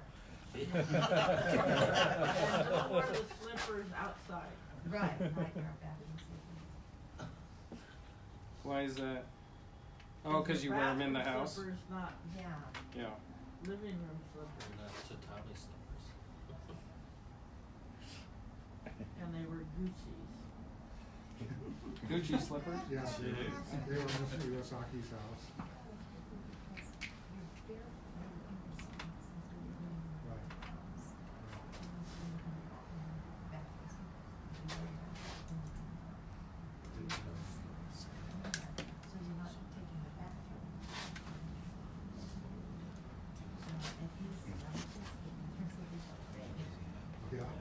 You know. Of course, savings like go over that pop. Oh yeah, she wore them everywhere. Okay, then. Yes, okay, well, That was her. That was her.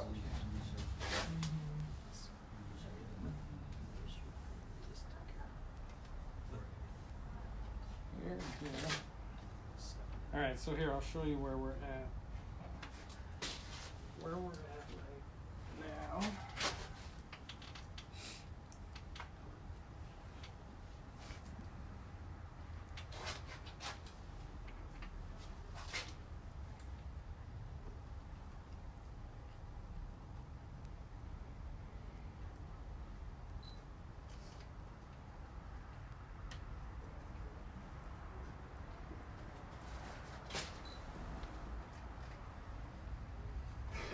All right, so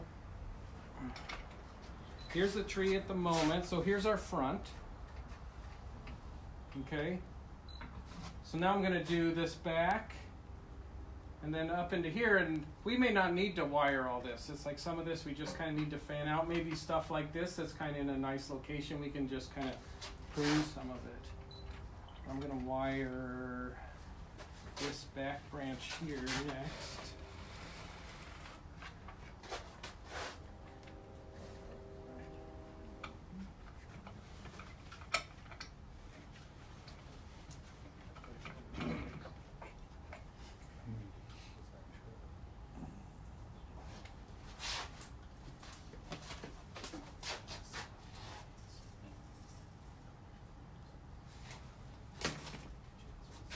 Have the raffle tickets in?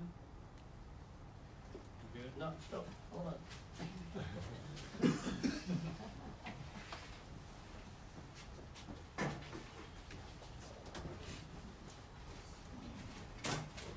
a lot of stuff.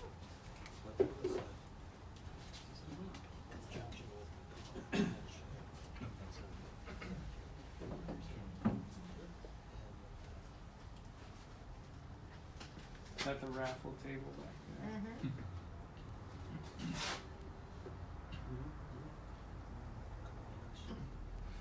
Lindsay, you don't have any stones you could use that? So we going for? Oh, you know, that came from Grandma Kay's house. Oh, it did? Yeah, and she had two, so I kept one. Oh, okay. I don't need two though. So, yeah. But I think, Tiffany got one, yeah. she's doing it. Oh. That's not very good.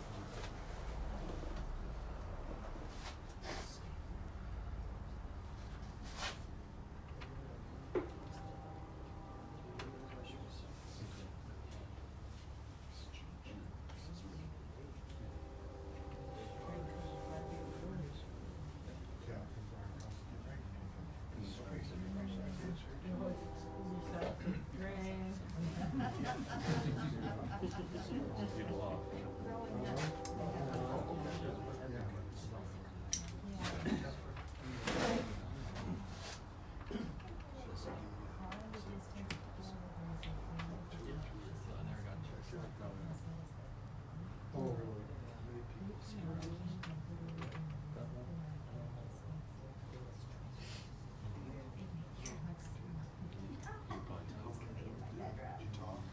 Oh, it's 4 times. Yeah. 4 times a year. Ours is a spur tree.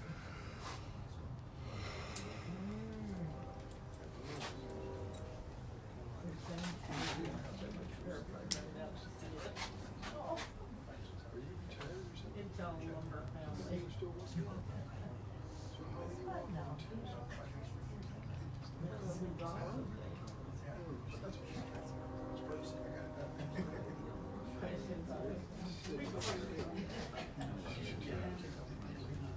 Well, things that are here that you never thought you'd see. Tracking yourself.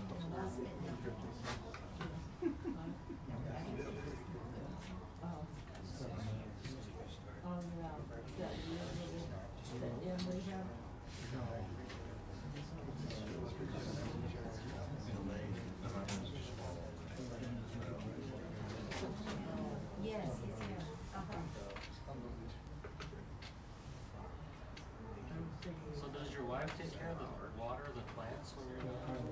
I'm not married. Oh, I thought you were. That was my future ex-wife that I was. Oh, I didn't hear the rest of that that I was story. talking about. No, I pay a guy. I pay a guy that comes in waters, and then I have a girlfriend that just moved in, and so I'm teaching her, but she does not have like full responsibility of that yet. So that's your future ex-wife, part 2. No, come Who said that? I'm gonna give this one the benefit of the doubt. So the first one really did like dreadlocks after all. So what? The first one liked dreadlocks after all. Well, yeah, she met me. Well, yeah. I'm not going into that. Especially considering we're live.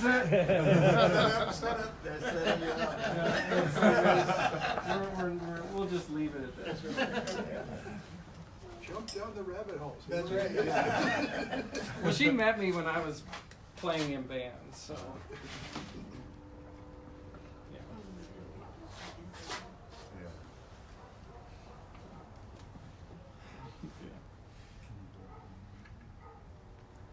So this maybe actually I keep getting this cramp right here. Was it too high? No. You've been working hard ever since. I know. Yeah. Non-stop. It's all right. They have these $10 Chinese massages. Yeah. They're good. Wow. Wait, what are you talking about? 'Cause I don't trust anything you're saying. What are your No, it's on the up and up. It's like- And just take it to TJ. You got your passport? That was Peter Mack.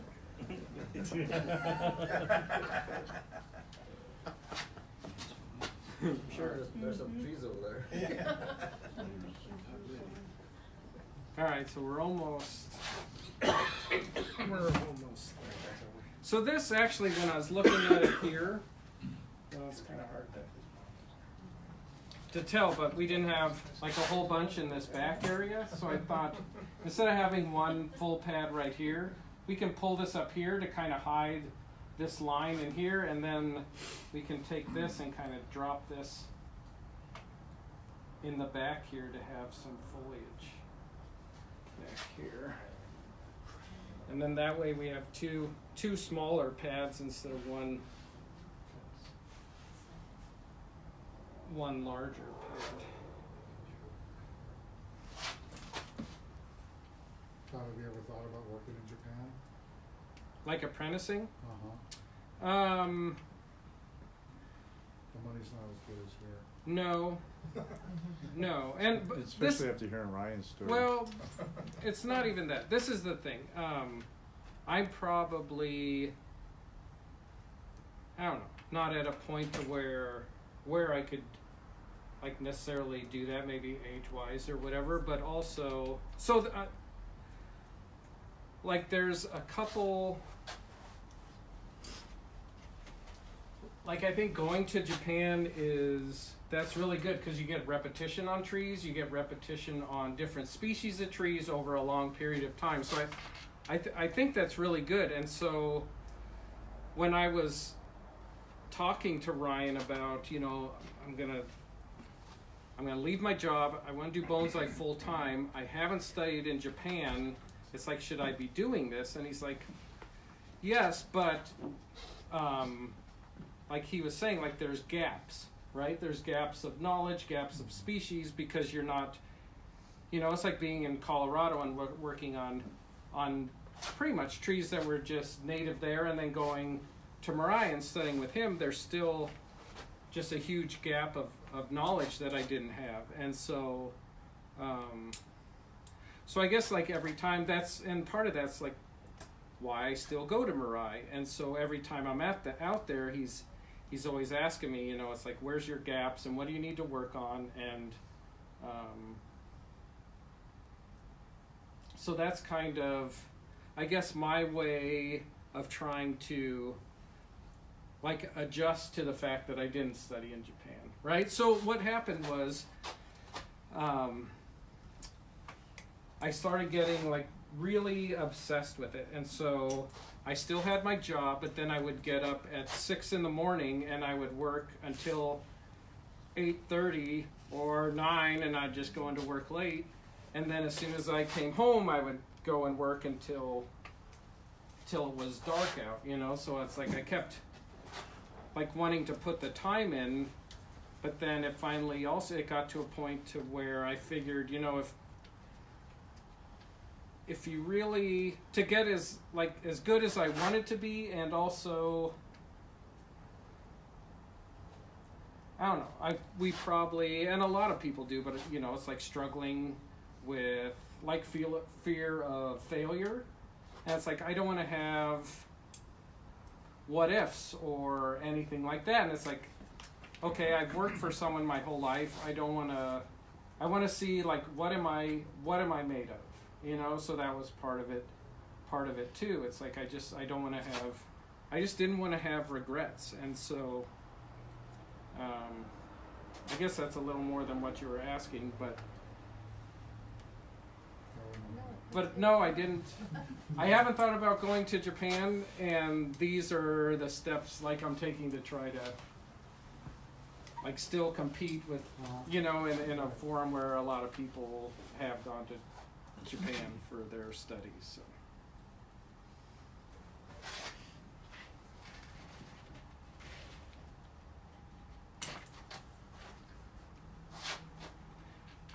And 2 years before I quit my job, Ryan actually told me, he goes, why don't you sell everything you have, move out here and work for me. And I was like, well, I don't know. I kind of like this as a hobby, and I don't know if I'd still like it as much if I was doing it full time. And do you? Yeah, I do. And the further you get into it, the more obsessed you get.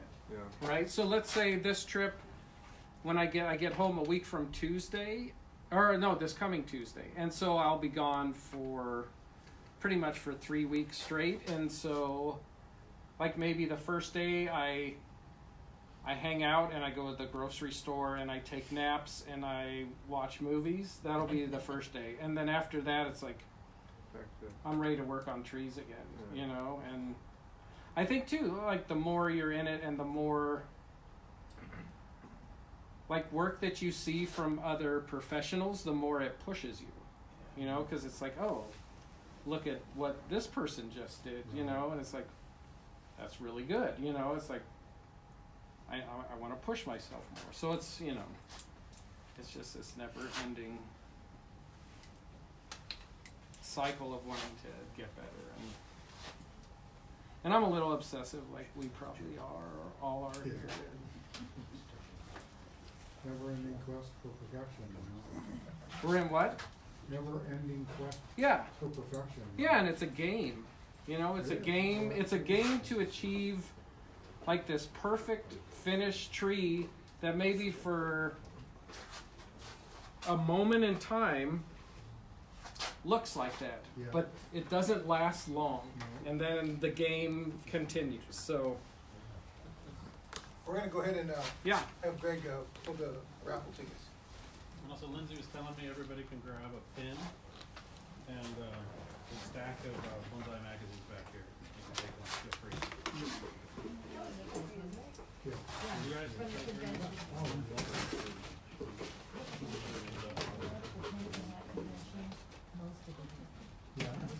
First, Eunice. You get first pick.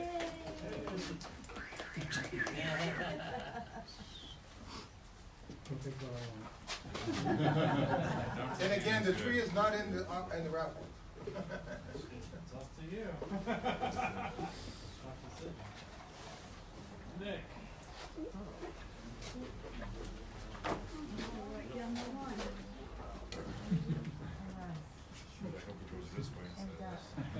Dee Dee.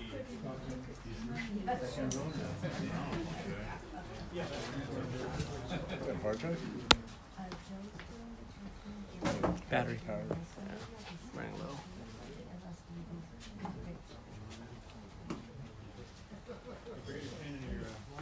Okay, while everybody's here still, How long's that last? we are not having a meeting in January because it's too close to our show. That way everybody don't have to drive back and forth, and that's on Thursday, our show's set up on Friday. So no meeting in January, sure, I'll post it again. Oh, you are? Yeah. Let me get better stuff. But that would be good. Nice pickups.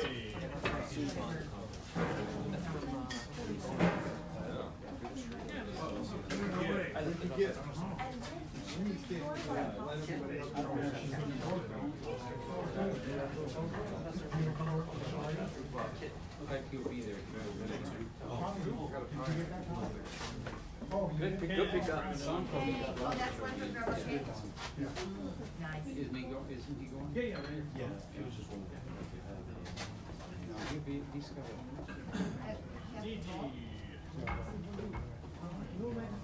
I don't think so. KP. Just stay back here. Pull it. I refuse. What? Fully ticket. You want to be responsible for someone's fate? Yeah. I'd rather stack them, you can grab them. This guy's Sure. here it is right here. Mine is in my phone. Double neck in a row. Oh, you didn't The want to guy's see us? name is John Mood. It was pouring, it was pouring rain. Hail. You can show it. LGS. I think it's 2.5 inches on Sunday, right? We got an inch and a half. What do you? You think I pulled down ticket once? Oh, got it. You should get it done. All the good stuff's gone. MK.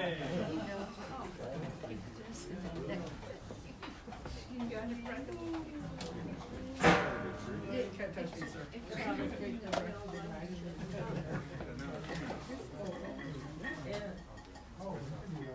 AT, Ken.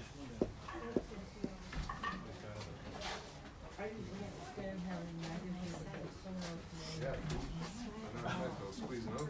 And they're just sitting around, you know. And Rebecca was over there, Eunice. the ones that was paid for, Oh, because they must have shipped to us.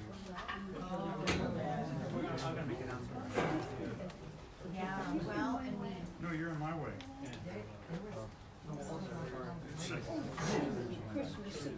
whole lot of them. He's hitting on you, John. That's, it's gotta be something to do with those. I put them in every draft.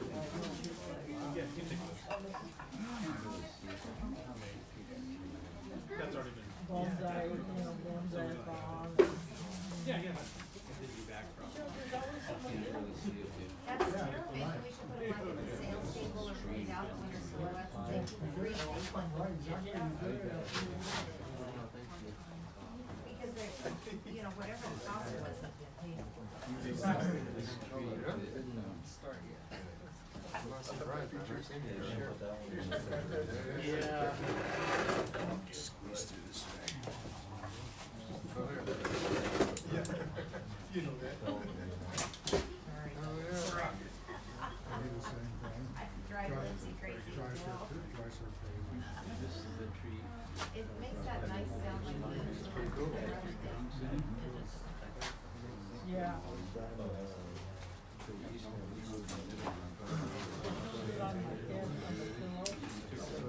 tap on your hand. What they send us, like, you can see it online, or did you see it all?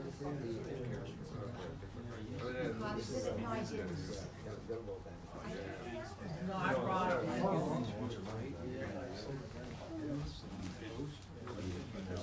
It's under prevention. Oh, yeah.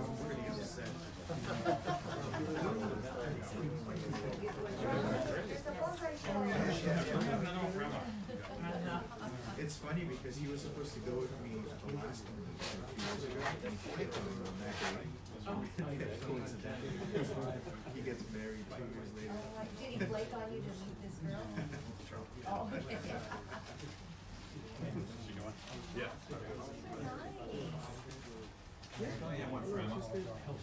I saw him in G's. Oh, it's short. Yeah, because young. Something It looks good. They're not too big.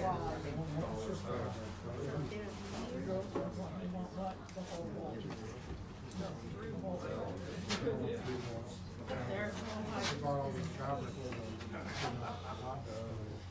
And he's going to try to get more of these people. So not let you buy anything. Love that turntable that you can lock.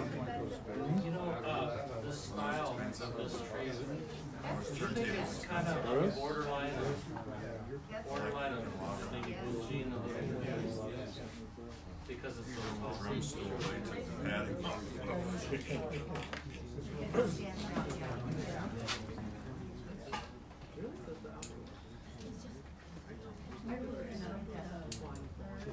Red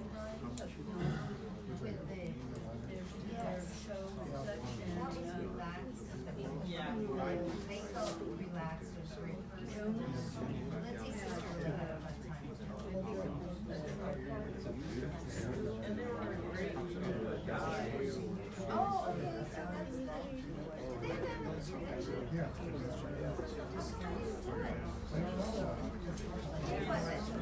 Saturday. I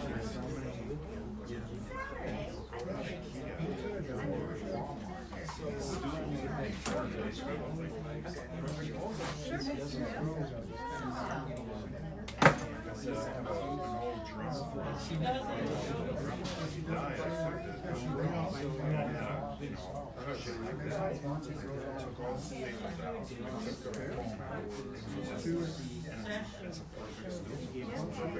Well, if I go with him,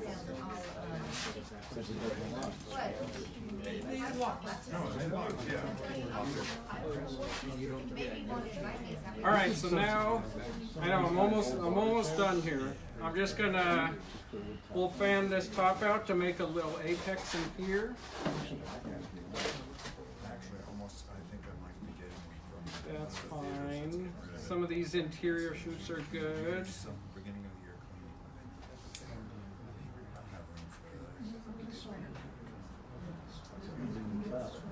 I know that's what I say, but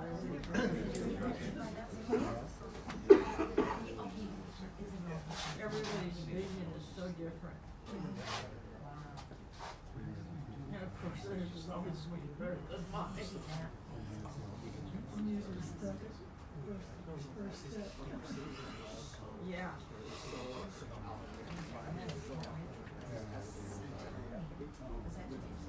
No, it's a guy in Spain.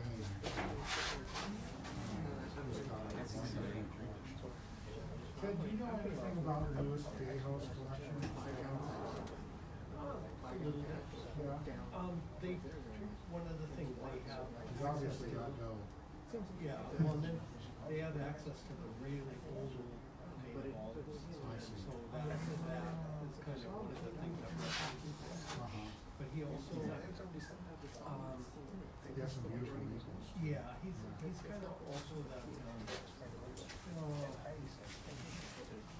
kind of has all the earliest movies. He's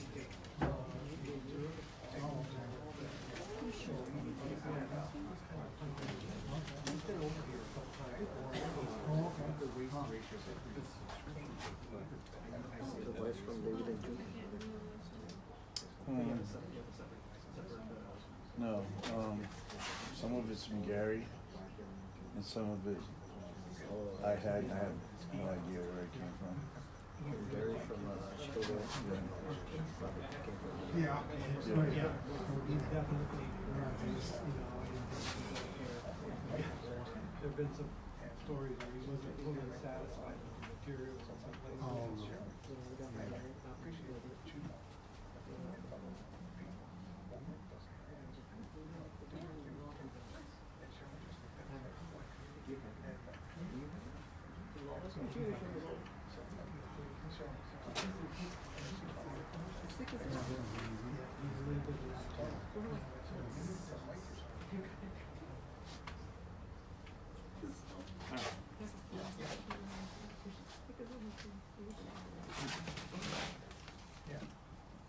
Almost there. I know it.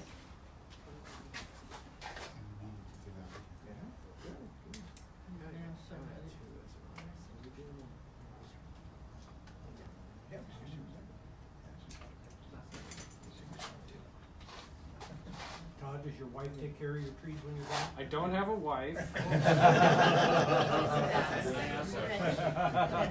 Come on. It's his girlfriend he doesn't trust to water his trees. Yeah, so Girlfriend in training, that's what I was gonna say. yeah, and so she, like when I was gone, when I dig trees late in the winter, I put them on heat beds, and so, because if you keep the roots at like 80 degrees and the air is maybe 30 or even colder, it's really good for roots. Really? Yeah, so if like the bigger the change of temperature between the roots and the foliage, the better if you're trying to grow roots on a heat bed. So when it's 0 outside, the roots on the trees in the heat bed are at 80 degrees. Yeah, and so then in the summer or in the spring when I like start looking around to see how things are doing in there, like there'll be trees that had a root ball like this, but their roots like just spread out everywhere in there. Mm-hmm. So anyway, yeah, my point. What was my point? Oh, she would call me when I was on the road, and she's like, one of the thermostats isn't reading like in our room because I have a thermostat in there so I can see like what everything's at. And she's like, "Do you want me to go look at it or what do you want?" You know, so she's very. Yeah, she's very like concerned about things and worried and trying to make sure that. You're happy. Yeah, I mean the first time that I ever met her, She's making the rest of us. like after that she's like, well, she's what? She's making the rest of us look pretty. Yeah, she's pretty good. And the first time she came over, like she came over because she knew I grew bonsai trees, and so she wanted to. She's like, well, can I come over and see your trees? And I was like. Sure. And I figured, you know, it's like, all right, if we.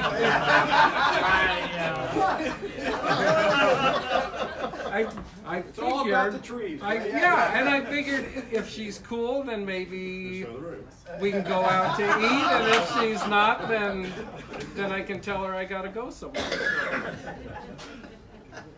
They went out to eat. 3 weeks later, she moved in. Yeah, pretty much.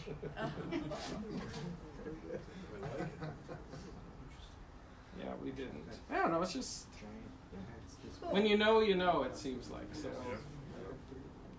Well, they're still around to help. You know, they make those thermostats with alarms so we could dispense with the girlfriend, right? I mean, I don't have her just to read thermostat. I mean, there's more to her than a thermostat reader. The way the story was going. You better hope she doesn't go on any of these bonsai pages. She's listening. This is live feed though. That was Ed Clark.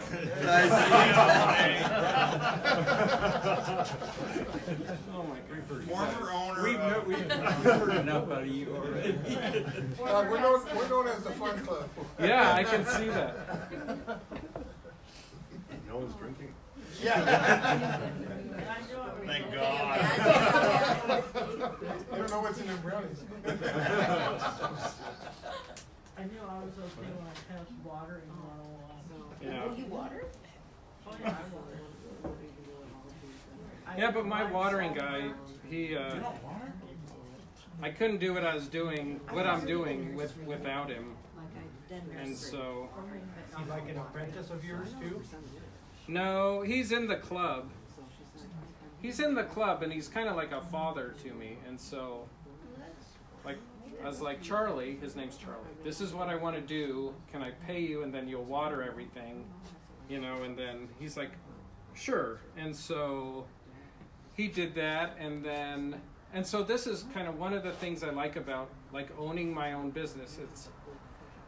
It's like, okay, let's have a holiday party, you know, and so then everyone gets bonuses, and his wife comes and she gets she gets money, you know, and so one year I asked him, because that was one of the things I thought at my last job where I was working. It's like, I don't know, I didn't feel appreciated, and then I wanted to make sure, you know, he knew, and so he's like, well, I want a steak. So it's like, where do you want to go? It's like, do you want to go to Elway's?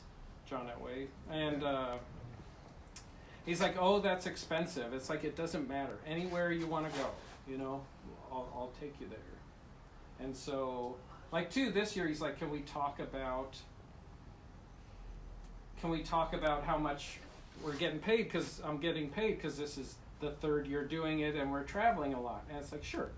And so, you know, I had a number in my head that I thought, you know, he was worth, and he had one. And so I was like, well, how much do you think, you know, how much would you like? And so he told me like a number per day, and it was less than the number I had. So I was like, well, I think my number was more, and I think that's what you should get. So I pay him more, you know, than what he actually asked for. So I don't know, stuff like that. It's fun to do, and it's my company, and I can run it how I want, and I want to treat people nice with that. So Bravo. yeah, no, it's fun, because that was one of the things that at my last company, I was there for a long time, but anytime I wanted a raise or I wanted anything, it's like I felt like I had to fight for it. It's like I've been very loyal to this company for a long time, and that's how I'm treated. So then when it came to my own company, you know, it's like, well, it's up to you now. You know, it's like you knew how you felt, and here's here's an opportunity to right or wrong. to treat someone else how you wanted to be treated. So anyway, I don't know, how do we get on that? Oh, my girlfriend being the waterer. Yeah, it just kind of spiraled. It spiraled out of control after that. All right, I'm going to put one more piece of wire on, and then I'm done, I promise. It's always one more piece of wire. 20 feet of wire later. Can't help it. How much is that copper a foot? Yeah. He doesn't waste much. I've watched them. Well, he's eating it, you know, it doesn't count. I think he's eating more than he's. Oh my gosh! He's got a good roughage, good amount of roughage. in his Kill it. diet. That's right. I don't know, I think he built his old grill. Well, you guys are fun. You see that Nebraska cutoff? Because I want to keep it. You know, when you're playing with for like the last 2 hours. Here it is. The what? I want it. The one that I kept debating. It's still in here. You've been playing with this for like 2 hours. Like, do I cut it? Do I keep it? That's the one. I think removing it was the right choice. It's just Kind of doesn't matter now, huh? yeah, it's got to be the right choice. Yeah. All right. No, it's just shoot it down your mouth. Like, so there goes. And I'm always correct, yeah. So here, I'm just gonna adjust my work just a little. Kind of ruins the metaphor, right? Yeah, something, the minute they don't have it. I never.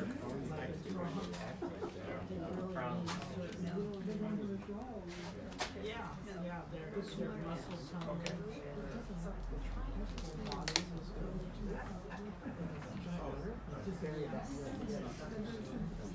Yeah, I mean, I was surprised how much,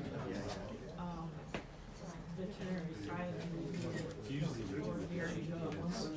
All right. So then when I'm done, I always just kind of, if you tap the underside of the branches, you can kind of get anything that fell off. All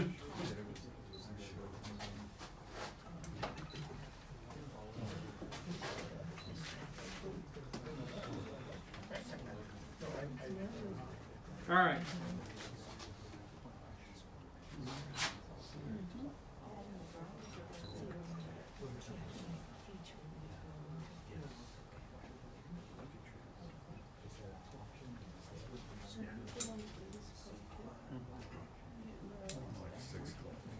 If anybody didn't get a flyer for the Christmas party, I have one. Did you get one? I have one.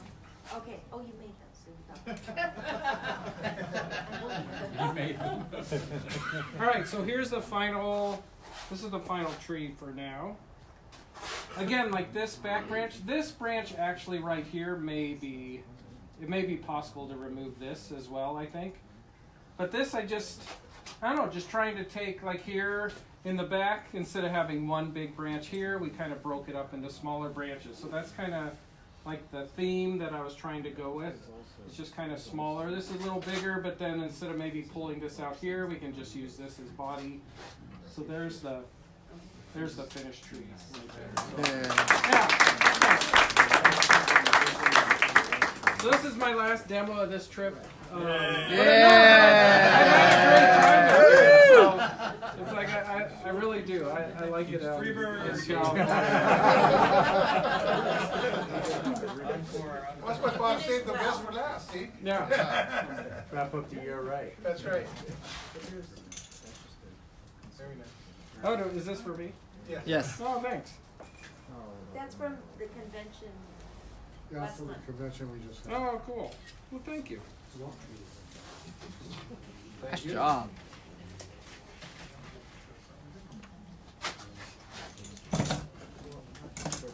All right, now can I have snacks? Yes. Yeah.